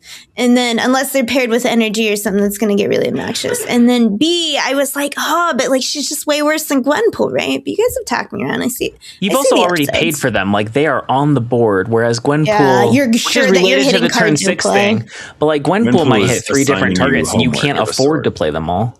That happens to me a lot where I'm like, and it really sucks when you have a giant Sinister and like others, and you're like, I can't play all this. They're so big. I want to play it all. Okay, one more. Another limited time event. I don't know how they landed, so I got a bunch of them. Stick 4/3 on reveal. Give the next card you play power equal to this card's power. It's a very this is in the vein of Sholau and Maverick, but he costs 4, and it's an on reveal. This sucks because which most people are familiar enough to know who Stick is if they've seen the Daredevil show and whatever.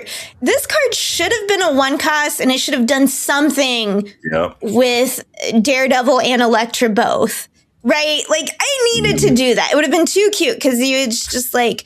You play it on 1, and for some reason you would want to follow it up with either of those 2, and it should be Stick first. I hate lore-wise the design of this card. Thematically not great. And you wouldn't play this. You wouldn't want to play this with Daredevil or Elektra.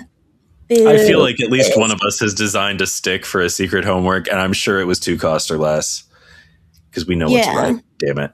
Yeah, Stick should be a little I don't like this card because I think it's too good. That's what I think. I think also it's not going to do healthy like play patterns. I just think this card is bad news. That's interesting to me. I mean, I know there's cheeky things you can do with it, right? Like you get Maverick involved. Yeah, you get Maverick involved. But how much bigger does that get versus Shuri? I guess for smaller power cards like your Captain Carters. Well, also sometimes you get Maverick involved on the other end. Like sometimes Maverick is what you play on turn 5 after Stick. Oh, and they both buff the same thing. Yeah. It does seem like a super combo enabler. It just keeps passing. It's like it's another Maverick. It's one that passes the buff. It pays it forward, and Maverick. That's like why Maverick is a problem, because it pays it forward. And this one's on reveal. This is Shuri before you had to play it in the same location, so you can't even like. Oh, that's true. Like, oh, I lost Priam just because a lot of time with Shuri, I'm like, oh, I'll just play my Shang unless they think it's going to be a Nimrod or something, and it's like, oh, I'll just Shang it immediately after they play it, no big deal. But like, did they just make another Shuri that you just like? I feel like that's what they did.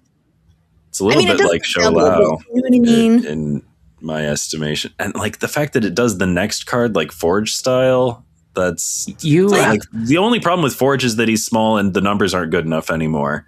Well, like the Forge mechanism is good. Yeah, I think Forge is a very important card to compare this to, because Forge is what, +2 for 2 cost, and this is +3 for 4. Like this one soaks it up. That's what I'm saying. You have to buff the stick to make it. Yeah, you definitely make it very good. You have to buff it. But that's like what he's for. He's a battery. Like you put it in and then he shoots it back out. Like he's just another Maverick. Mm-hmm. But he's a 4-cost Maverick that you don't get to decide the timing on, as well as Maverick. But you also can't play him on turn 6. In many situations, be better. But it's different. I think it's also good for different things too, right? Also, Maverick can get deafening corded. And this guy, you on reveal him, and then that's guaranteed power that you can float it across turns. I remember one of the worst metas for me that I remember was when Shuri, before they made her in the same turn, and people would just do Cosmo and Shuri, and then then play like Red Skull or whatever in the Cosmo lane, and so like this feels like you can do that, but I guess there is the work of you're going to need to buff stick to pull off that kind of thing, which is more work than just playing a Shuri Red Skull. Well, yeah, but you're going to be playing Surge, America Chavez. You're going to be playing Maverick, and like the thing about comparing this card to Maverick is that you can't really do it because Maverick came out at a point when there wasn't already a Maverick. And like, okay, that's true. Having a second Maverick is not the same as having the first Maverick. Having a second Maverick is worse than having the first Maverick. Now we have backup option. That's a very good point. Yeah, it does look like I think this card is trouble. For sure. I've like never been more sure about anything. On to our side quests. First up this week, I guess it's a side quest. We can snap. Ben. That was a mess. How was it? And keep it snappy. Well, my weekend snap, endeavoring to keep it snappy, as I have always done and will always do. Come on. Who, me? I have played some Snap. I've been playing a number of funny little mid-rangey decks and things with Prowler in them and stuff. And I've mostly been playing over in Conquest, and I don't know. The quality of a deck in Conquest, like it's hard for me to speak with confidence about these decks because I haven't been playing them on ladder, where people in my experience are mostly playing garbage, and also mostly it's been bots for me. I think that's because I waited to start my climb. But anywho, I have some decks that might be good, but I'm not sure enough yet because maybe they're just doing okay for me. I don't know. Hopefully I'll tell you about some of them next week, but mostly I've been playing more Montavi that I can't tell you about. If I could disclose anything, I would only say nice things, but I can't, so I won't. But you know what I would like to do for my weekend snap? I've been threatening to for weeks, but here it is. The second installment of Snapshooters. Oh. That's right. I'm doing it. Boom. We're not counting it as a separate side quest. Snap. Oh, great. You're going to make it a separate side quest? No, it's taken over. Record scratch, air horns. In this segment, we're going to ask you a series of rapid fire this or that questions to gauge your familiarity with and complicity in Snap culture. It's basically this thing or that other thing, and the only rule is that you can't ask any follow-up questions or I will freak the fuck out. So, Okay. which one of you would like to go first? Lauren You would. can go first. All right, Lauren. I said first. Yeah, you did. I heard what I heard. Lauren, you're first. Okay, great. Fee, fi, fo, fum. Or fin, fang, foom. Yum. Fin Fang Foom Yum. Okay, that's very interesting. Re. A picture that's worth 1,000 words, or a variant that's worth 5,000 tokens.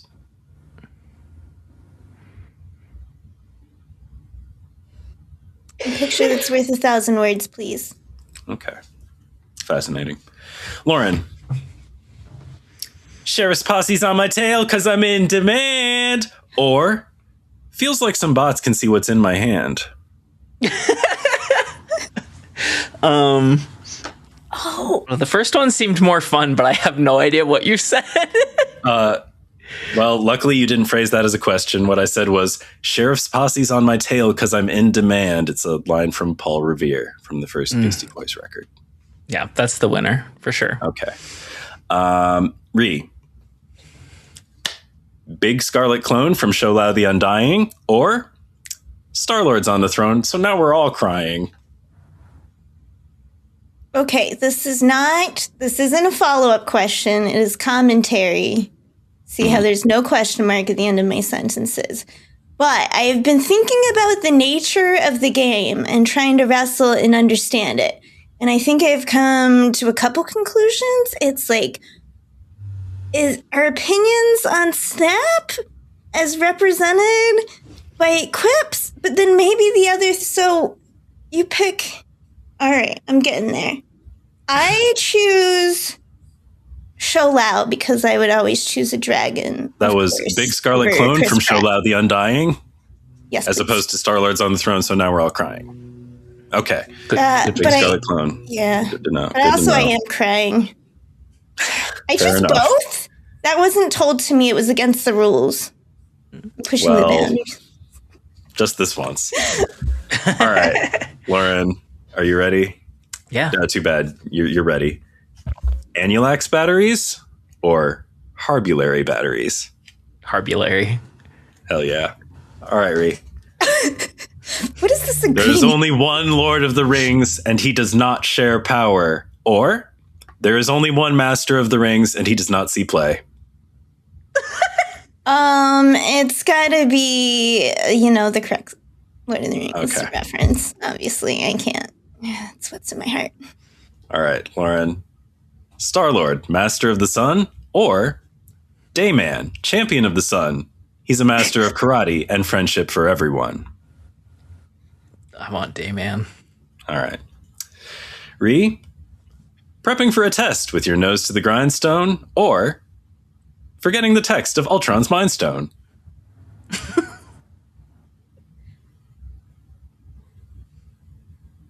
Mind Stone is the one that double. I know. Okay, never mind. It is. I It's can't do long. it. It's on the spot. Okay, so I choose that one because I forgot. Forgetting the text of Ultron's Mind Stone as opposed to prepping for a got test too with your busy. nose to the I got grindstone. lost. I got trapped in the question. Yeah. Yes. All right, Lauren.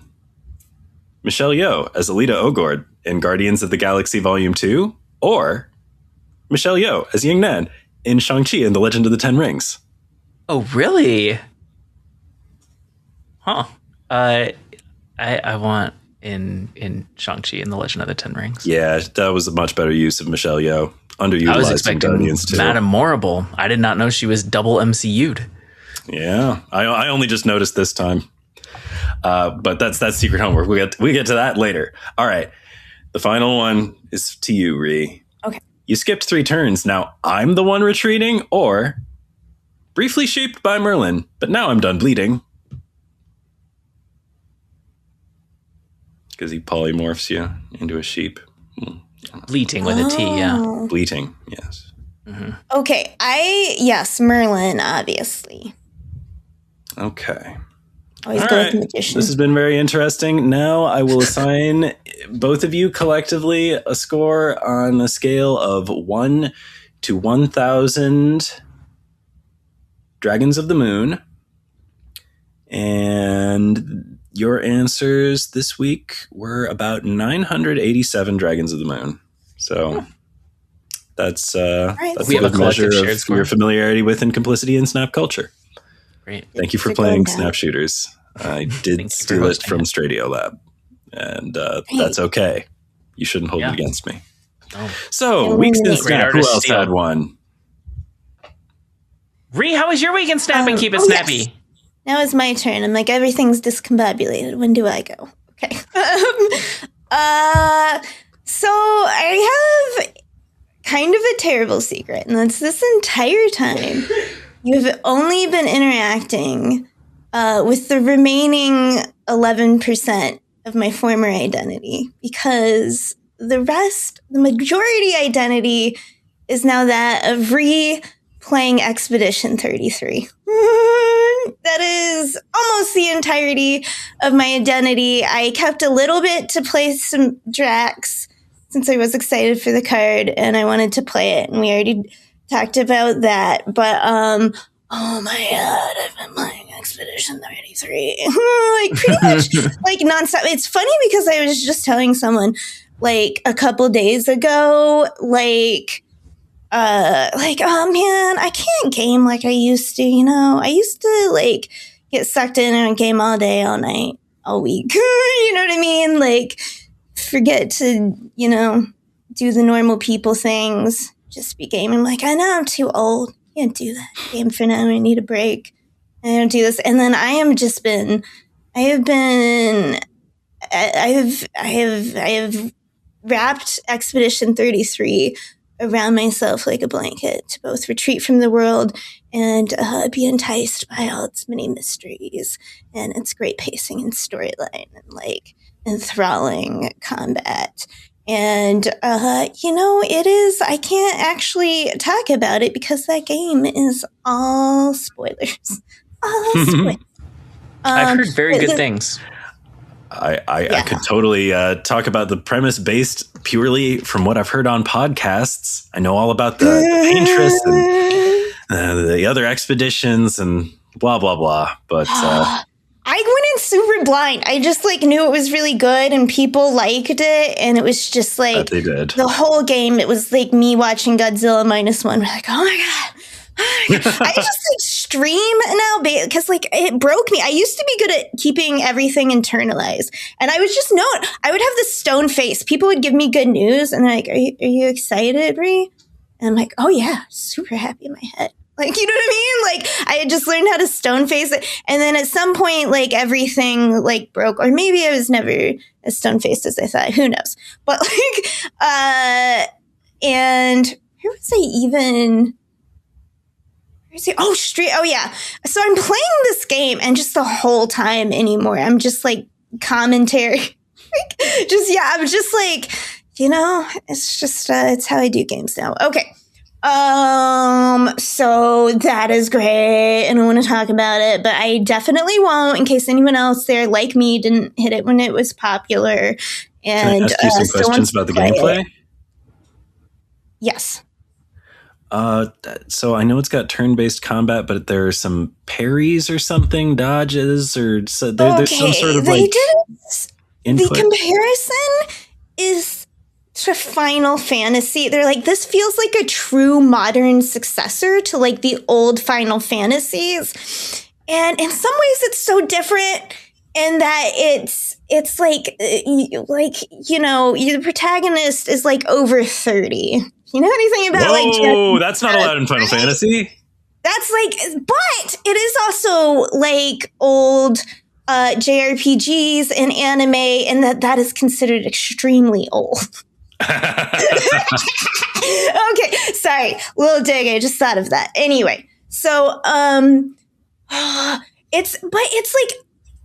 some ways, you know, it's like, oh, it doesn't feel that way. I mean, in the way that like people will compare new, like, oh, like this old pixel remake that's supposed to have the feel and that just kind of plays like this feels like the modern successor in the way that like even more modern Final Fantasy games haven't quite hit all the same marks, and in that it's like in story-wise, oh my god, it's like the most heart-wrenching thing ever at times, and also action and everything, but also like the levity and stuff. It's not unrelenting darkness. It's not like, Elder Scrolls kind of stuff. And the combat is turn-based, and you have these meaningful trees with the characters, that I'm actually in there messing around with. But they mix the turn-based with almost Elder Scrolls in that, like, so much damage is done by the enemies if you don't, like, time the dodge at just the right time. So you can dodge it, but it's not just once. They have attack combos that you have to kind of learn and memorize, or you can, like, once you get better at the game, you intuit. You hear the sound and you see the animation, and you just like hit it at the right time. Perfect dodge, because you're in the rhythm. And this is from like a turn-based game, but it's not the difficulty of Elder Scrolls. This is a turn-based RPG that's still like you have to Elden Ring? Memorize. I think so. You're right. I've been saying Elder Scrolls like Morrowind this whole time. I know. I mix things up so bad. That's I do okay. mean Elden Ring. This whole time I've meant Elden Ring. That's like almost the same name as a very successful video game franchise. This is Elden Ring's but they're fault, so not different yours. in meaning, like in the sentences in which I mix them up. And that's very unfortunate for me. But I figured it out by context. It's fine. Yeah, I also figured it out by context and was just going with it. No, so like it's like you don't just dodge once. It's like dot and then dot. It's like it's real live action. It's not like kind of FF8 where it's like, okay, you hit the button while you're doing the attack. It's like meaningful, and when you master it, like it feels good. But at the same time, you don't get that the problem with like Elden Ring, right? It's unrelenting the whole combat, like the whole like 7 minutes or whatever you're in this fight, and you've memorized their combo patterns to avoid them and hit your own attacks, which they also have the side where you have to like hit the patterns. This one you get the breaks of a turn-based, because eventually, like it'll sit, and just getting that little break for me makes a big difference in the difficulty with doing these combos than in doing them in a game like that. It's such a good update to a turn-based RPG game. It's, and when you hit and the parries actually do like a counterattack, kind of stuff. And they make it so it's like you kind of have to do those, or they do so much damage. It doesn't do it. And what this helps do is scale the game, because in some of those RPGs, it's hard for them to balance it where someone isn't going to get to the end level and then just that end boss is meaningless because they're just like boom, boom, boom, right? This one, they each have unique attack patterns they have to learn. And once one does an actual feint, it felt like real combat, because he's coming in. I haven't seen this, right? The first time you see attack, you're like waiting, you're trying to time the dodge. And he did a quick feint with his one hand before the real one came in that you had to dodge. And it was like so clever. It was like I was playing a fantasy novel. Like, I just got feinted. Okay. Anyway, sorry. I read a lot of fantasy and like the concept of living the sword play that I've read about. It's very exciting to me. So like, there's just, this game really deserves everything. It does the thing that I love in the storytelling with the mystery of the world, where you're just trying to figure out what's going on, but you have enough to invest you. It's not all totally, they did that well. Part of what feels old Final Fantasy about it is they just drop you into a world with a culture that does things that are foreign, but they're all fleshed out in the world, right? The expeditions in this case, like I don't want to say anything if you want to go in blind like I did, but you know what I mean? They have a culture built around these expeditions, and that feels very old Final Fantasy storytelling. Yeah, this game is fantastic. And I know my friend Frank has been wanting me to play it forever, so I'm playing it now. Nice. I'm insane about it. I was so sad that I had to stop playing. Like, I'm like, how much time? I'm like, no, you stop now and you do podcast showdown. I so relate to that because there are weeks where I'm like, how do I play games? Like, I used to love playing games, and how am I going to find the time? But then every now and then there's a game that grabs me, and there's a game. Or a TV show or whatever. There's something that grabs me, and suddenly I'm pouring dozens of hours into it. And I'm like, where did this time come from? Like, am I neglecting my family or something to make this happen? I don't know, but Lauren, it is very fun being deeply immersed. Traveling the world means I can collect more hairstyles, and I can see them like little mouse bugs. Ree loves hairstyles. I changed all of my characters' hairstyles. That's great. Okay, anyway. Oh, this game is amazing. I'm obsessed with it. I love it. I'm in Act 2. I just got into the place called Seren, if that means something to people playing. But like, that's where I'm at. Like I said, I talked broadly enough to give no spoilers at all about the plot. But I love it. Oh, okay, sorry. Moving on. Lauren is our last co-host, and I would very much like to hear what she's done this week and separate otherwise. Sure. I have gotten deeply immersed into something, not a game. Dungeon Crawler Carl. I've seen, I think at least one of our commenters has recommended it. Yes, I saw that. Yeah. Yep. And I've heard friends and podcasters and YouTubers and my sister recommend it. And finally, I was in the middle of an audiobook, and my sister recommended it. I was like, okay, fine. You know what? I've had enough pressure. I'm just going to stop in the middle of the audiobook I'm in and start Dungeon Crawler Carl. And I'm currently like 2/3 of the way through the third book. So I have just like, you know what? I'm going to start doing the dishes every day because that'll give me more time to listen to Dungeon Crawler Carl. It's so fun. If you don't know the premise, it's very broadly, the world is ending thanks to aliens, and they throw the humans into an RPG dungeon. And it's the story of Carl and his girlfriend's cat, Donut, Princess Donut, the Queen Anne chonk, and how they tackle the dungeon together. And I will minimize spoilers, but just say like the audiobook is, I mean, the story is fun, but the audiobook is phenomenal. And it wasn't until I got to the second book that I realized it was the same person doing all the voices. This guy does female voices. They're not perfect, but they're absurdly good. And yeah, his Carl and Princess Donut are both lovely. Oh, that might have been a minor spoiler that there are voices for Princess Donut. But anyway, fabulous. Highly, highly recommend it. Super fun, especially if you're into like nerdy RPG culture, like that's relevant. But I also think it could be fun for other people who don't enjoy that. Lauren, okay, so I've also had this on to read, and you caught me. I have such a dilemma going on right now. Do you remember that I joined a book club? Yes. So we've determined the selection method of books in which a member will randomly be selected, but then, removed until everyone's cycled through to pick a book. Gotcha. They will put up a poll of 3 books so that people also have a little bit of it. We get what people are most interested in. And, okay, I was going to put Dungeon Crawler Carl. I got selected first. I just found out I got selected first. Okay. Lucky me.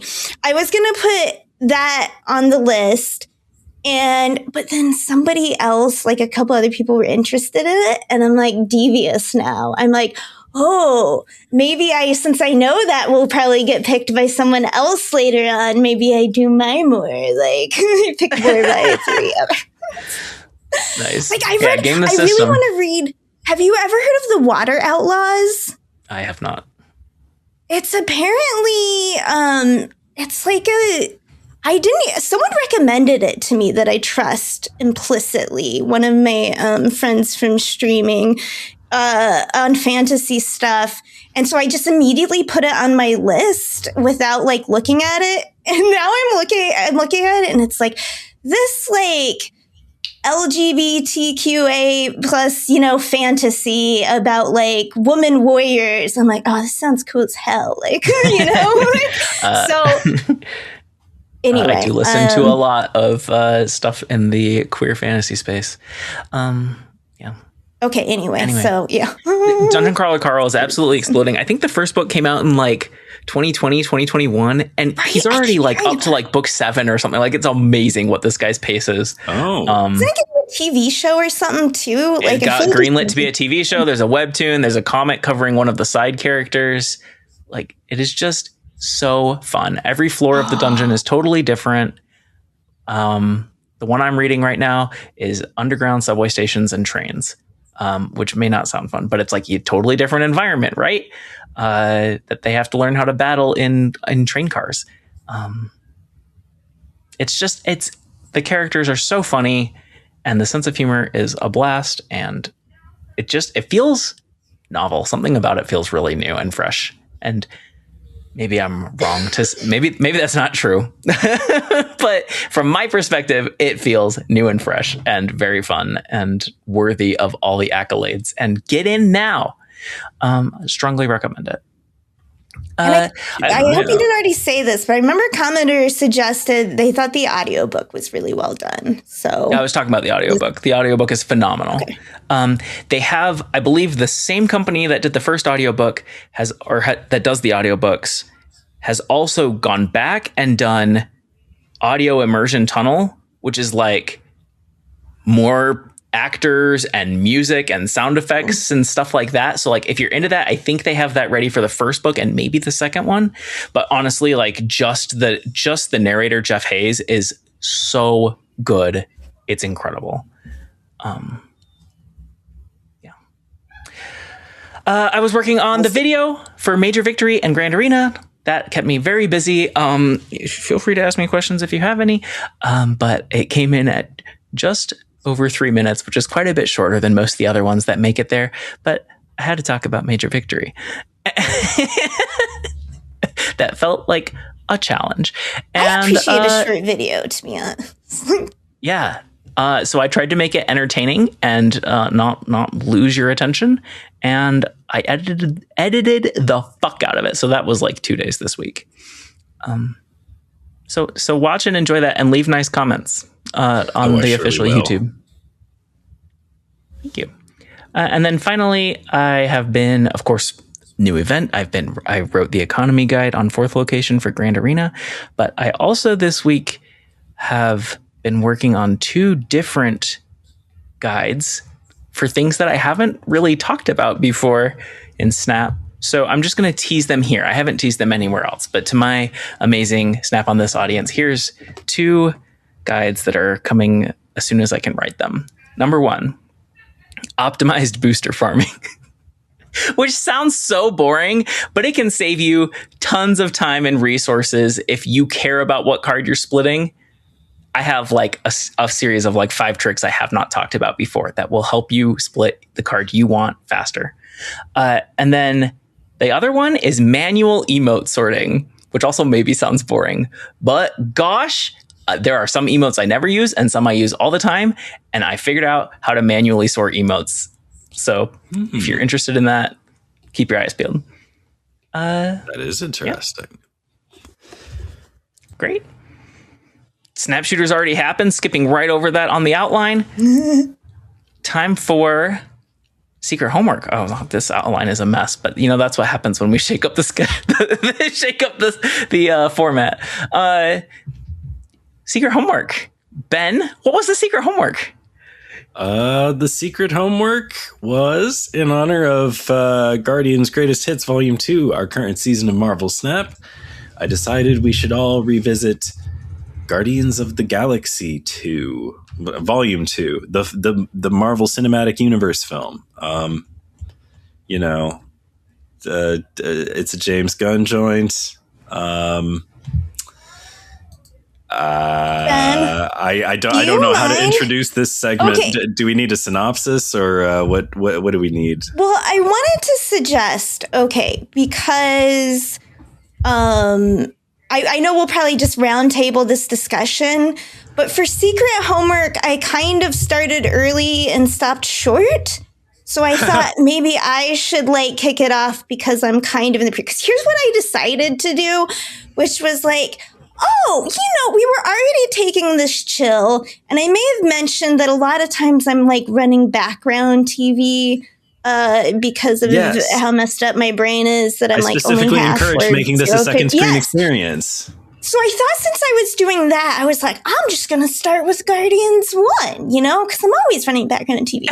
What I didn't realize was that, like, Expedition 33 would kidnap my soul and hold it up. No more Guardians could be watched.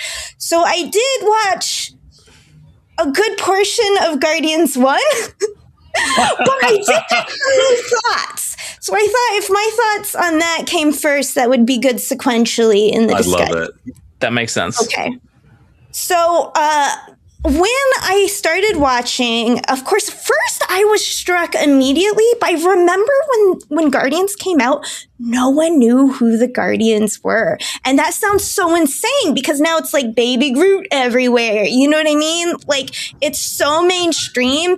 It's insane to me. And it made me think of conversations we've been having lately where people want more novelty, you know, in the Marvel universe. I mean, we say at the same time where they're like bringing back all the old actors and stuff. It's like, it's the Marvel universe. So to find novelty, look, all they had to do was go find the Guardians. And it was such a shot. It seemed so wild at the time. They're like, they're going to try and make a main movie about these characters no one's ever heard of. And one of them is a talking raccoon and one is a tree that only says, I am Groot. You know what I mean? But it's like, well, that's the kind of like wildness. And you already know it worked once because it worked somewhere in the comics at some time. You know, it spoke to people and you can find that kind of wacky stuff.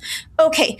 And that's the nice thing I have to say before once again I am reminded at how mad I am at James Gunn for nerfing Gamora in the movie, especially in the first one. Because, you know what I mean? She's so badass. She's so badass in the comics. But I realized this is the time when I was watching where I realized I always say like, oh, they made her the conscience because someone needed to be the good guy and not just the rogue. But like, I read deeper into it this time when I was watching. I realized they were doing the thing. They were making her the viewer in, the intro into the character. It's like, she's the one that's going into the prison. And it's like, you know, you're seeing her check in and getting stood up. It's like, she's the newbie. But the thing is, usually that character is the main character. Usually you're seeing the movie from through her eyes, but they give her those tropes of being like, and that makes it okay that she's rescued, you know, initially, even though she's supposed to be a badass assassin. It makes all that stuff okay because they're the new character and they're protagonists. So they're just kind of default the special. And with this, it's like they gave Starlord is your protagonist and your starting viewpoint. You're seeing like, not remember the name of the girl he slept with, which, you know, that makes someone cool these days. That's what we all think. And, but it's like, but then they gave kind of the Gamora the bad parts of like that storytelling where she has to be the weak one that's rescued, where she seems less cool, where she's like, everyone else gets to be like, look at me, I'm playing rogue campaign D&D where we're all playing rogues instead of like goody two-shoes. And she's like, I've got to be the one goody two-shoe where the mission doesn't keep going forward because if we're all just, you know, if we're all just scum and villainy, the campaign falls apart. And she doesn't get like the benefits. Like her character doesn't get the parts that usually come with that make them, and it just once again gave more depth to my fury at the injustice I feel has been done to her character. And I feel like Nebula, like as much as she seemed so like blah and bland, like her arc was so good from that to Guardians 3 that, you know, I forgive, you know, some lacks there. But Gamora just, I feel like the MCU always kind of failed her a little bit. Not like the actress or anything like that, just the writing for the character and stuff. And I'm sorry, I should have like talked for a long time. That's really good insight, honestly. That's a really good point. She never gets to be a rascal like those the lads. And during this, I lamented what they did to her in 3, which wasn't James Gunn. The Avengers killed off Gamora, and then James Gunn had to deal with that, and he did okay. There's plenty to blame James Gunn about Guardians 3. Great, we can let him off the hook for that part. I liked Guardians 3. But I appreciated you, calling out some of the places they went wrong with Gamora even before that. Yeah. Oh, okay, so you guys watched 2 though. How are you feeling about that? We did the homework. Yeah. I did the pre-homework. Right. Well, I don't know about you, Lauren, but I enjoyed rewatching Guardians of the Galaxy 2. I had a pretty good time with it. It's a pretty fun movie. I think it might be my favorite of the 3 Guardians of the Galaxies. I'm not sure. I didn't rewatch the other 2 for this one. I could briefly synopsize. I don't think we need to. It's been out for so long. People know what happened, right? Just give us some broad thoughts on your rewatch experience. I mean, it's your homework, but so we know the Guardians. They're all together now. Nobody needs to be introduced. I mean, there will be some new characters introduced, but like this movie is basically, it's all about like Peter Quill and his papa and the issues of his the daddy issues and all this, and other Guardians have their issues. Rocket Raccoon is behaving in self-destructive ways. The Drax the Destroyer is being very fun and funny and stuff. I guess he's not really working through as much stuff. He gets moments and things. Gamora still has to be a fucking responsible adult who tells her boyfriend to confront his issues and feelings and talk to his dad and stuff.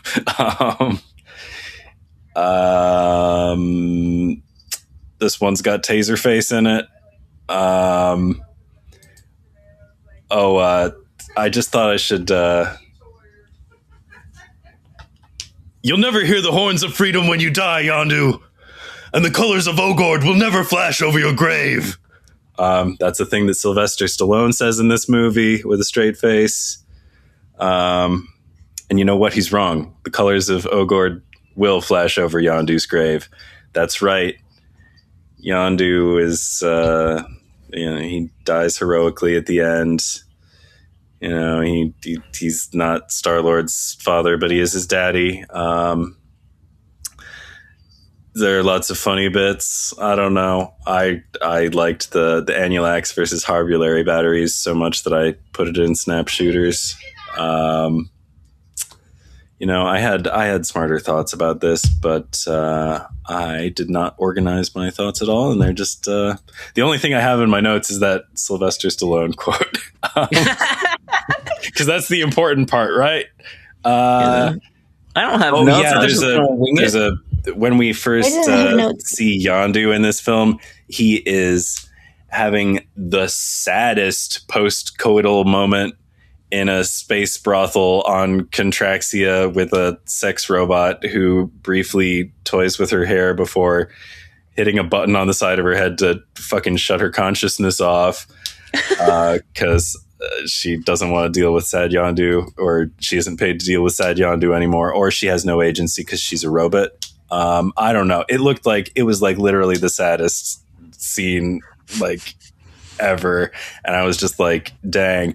Oh yeah, and then Sylvester Stallone shows up and to the proprietor, he's like, you just lost the business of there are 100 Ravager clans and you lost the business of 99 of them just by serving the wrong one because Yondu traffics children and stuff. But I'm like, this place was doing business with the other 99 Ravager clans. Who the fuck wants to come here? It's the saddest place ever. Even the music is really bad and sad and monotonous. I watched this scene a couple of times just to like really take it in, because I was like, wow, Yondu, you are in a low spot, dude. But yeah, I guess it was a really hot and happening joint with all 100 of the Ravager clans, or the other 99 other Ravager clans, before they slipped up and yet let Yondu hang out for a second. Oh yeah, also the Sovereign, they're fun. They do all their space dog fights in a little video arcade, and that's a lot of fun. Yeah, the Sovereign are real fun, and they're cool. Kurt Russell is he's real good. He's a piece of shit. Yeah, spoiler alert, Starlord's dad sucks. I assume we're going to get an ego card, not just the location that takes over your turn at some point. Do you think so? I figured it would just be the... What was that? Like, how would the card interact? I'm like, what would the card do? Would it like... It could be human form ego. Just have a totally different ability? Like how would it relate to the location? It wouldn't. Probably not. I know, because it wouldn't make sense for it to. But they don't really worry about that too much. I mean, I know. Yushang has nothing to do with old Shang-Chi and all that. Throwback to Stick Hatred earlier. They love recycling characters, and this one would almost be justified, sort of.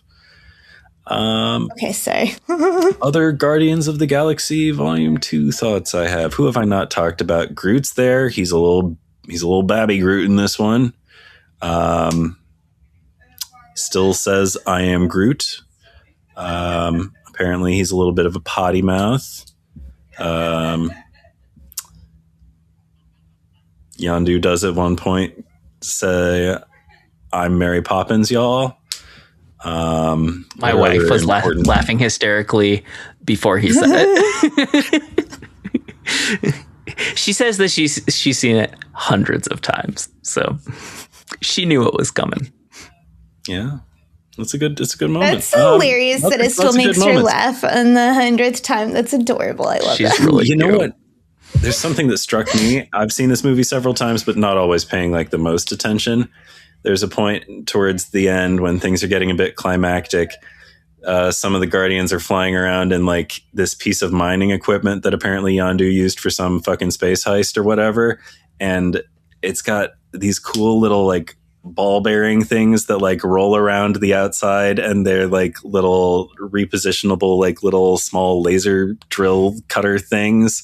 And like they can all concentrate at one point on the outside of the thing to make like a big laser, or they can just go around, like do little spot zaps, like a disco ball. And it's there's a lot. I gotta say, like the visual effects in this movie all looked great to me. I really liked the part when Ego is dying and his face fucking collapses in a like a big hole of sand fell through. That's very good. That's very cool. I don't love him regenerating bone and muscle. And I don't know if that's because it's creepier, because I didn't find it very convincing. But disappearing. Oh yeah, that didn't look the greatest, but like there were some things that looked. I thought there were some notably good looking effects in this movie. Maybe it's okay if the bone and muscle isn't realistic. Yeah, maybe. But also, maybe it could be better. I don't know. I just, I'm not always as charmed by CGI heavy filmmaking. Right. Yeah, I liked this one. I didn't like it as much as James Gunn's most recent effort, Superman. That movie fucking rules. I highly recommend that one. Go check that one out. Okay. Yeah. I like any other important Guardians of the Galaxy thoughts? I'm sorry, what was that, Lauren? I couldn't hear you. I like Guardians 2 better than Superman. Superman's great, but really, yeah, that's fair. I did like this one a lot. I liked it more than I appreciate remembered laughing in a movie. Honestly. For as much as I enjoy comedy, I don't very often seek it out. I'm waiting for you to pass it on. Are you ready for me to talk about it? Yes, please. Okay. Sorry, I didn't know if we were cleanly dividing or not. I'm not a movie rewatcher, and maybe I should be, because I forget 98% of it, and it's like I'm watching it for the first time. So you think that'd be perfect for rewatching movies, but I don't know. I just appreciate novelty, and even though I've already forgotten it, I want to watch something I haven't seen before. Although I have several times in my life had the experience of watching something I hadn't seen before, and then about 80% of the way through, I'm like, I think I've seen this. Anyway, something rings a bell or whatever. I meant for it to be a second screen experience, but it kept stealing my attention. And so it was mostly just a dedicated single screen experience. And I was laughing hysterically the whole time. I did have the conversation with Reggi about how the Guardians were unknown before the first movie and how that was such a strange phenomenon that now they're like, so popular, something that the MCU pulled off with several characters. Because Reggi loves the Guardians, and even when he was like 2, I did a lot of Rocket and Groot roleplay. They were Reggi's besties. We would hang out in the park, and I was doing Rocket and Groot voices. I think the makeup is so good, and maybe it's not that impressive to make somebody have a completely different skin color, but I just think some of these shots where they're like up somebody's nose or whatever, and it's still the Sovereign have golden inner nostrils, or Drax is like green, just like so impressive, or he's kind of bluish. It's so impressive. I guess it's more than just skin color. Like Drax has some pretty wild tattoo thing going on. Yeah, for sure. I love how vibrant everything is. I think the thing that makes it special is mostly the way that they all interact with each other. It's very character driven, like relationship driven. And so the plot I actually don't think is super important. It's the MacGuffin that lets the characters interact with each other in different situations. Yeah, there were some times when like we were splitting the party in ways that seemed arbitrary and just like, well, we just need to get different groups of them in different, Yeah. And so like, I'm not super duper into the plot. I didn't think Ego was a very interesting character. Like Kurt Russell does fine. I just don't think the plot is the point. But yeah, I love seeing these guys interact with each other in different ways. Had a great time, was happy for the recommendation and the rewatch. So thanks. Yeah. Well, that was fun. I also enjoyed. I guess I assign new. I have to be very honest. For the first time, I'm at this point, and I do not know what the homework is going to be, and so I am going to borrow the suggestion. That's you every week. No, I always try to prepare homework. Close enough. But I assign homework. It had your name in there, but it is my turn. We go in alphabetical order. I recently discovered I always have to double check. Are you wondering what you did in the week previous? Is that what's happening right now? We could live check real quick. No, it's fine. I just it's my reality is not what I thought, because I'm like, didn't we do Wonder Man? And did I assign Wonder Man? I assigned Wonder Man. It's not important. I'm just Was that only 2 weeks ago? Did you assign Wonder Man? I feel like I assigned Wonder Man. I assigned Wonder Man. I don't know what reality is anymore. Is there a week in between Wonder Man and this week? We all done lost the plot. It's okay. Yeah, last week we played somebody else's deck. That was Reese. Oh, did I not Thank update? you. I didn't update the show notes properly or something. Okay. It was the Wonder Man in there. Oh, okay. Right. Oh, I didn't have to. I thought of content. something for nothing. Okay, no, I'll save it for next time. No, I think this is great, or else I would have, rushed us past it sooner. I'm going to borrow what was suggested and have us make major victory decks, because I believe we are never talking about this character again after this week. I wanted to take it to con. Yeah. Look, Ree likes cooking with a bad card. So, and you know what? Maybe he's not bad. I wouldn't phrase it like that. A card that no one believes in. Yeah. It's like, but I wouldn't say it like that, because that would make me feel... Okay, sorry. Lapis Lazuli. Okay, anyway. Moving on. All right.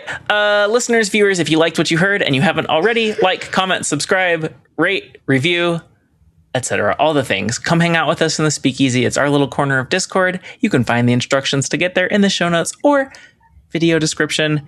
We are proudly part of the Snap Judgments Network, where you can listen to other great shows like Snap Decisions from Joe. I wish him a very happy Friday the 13th. He loves Jason.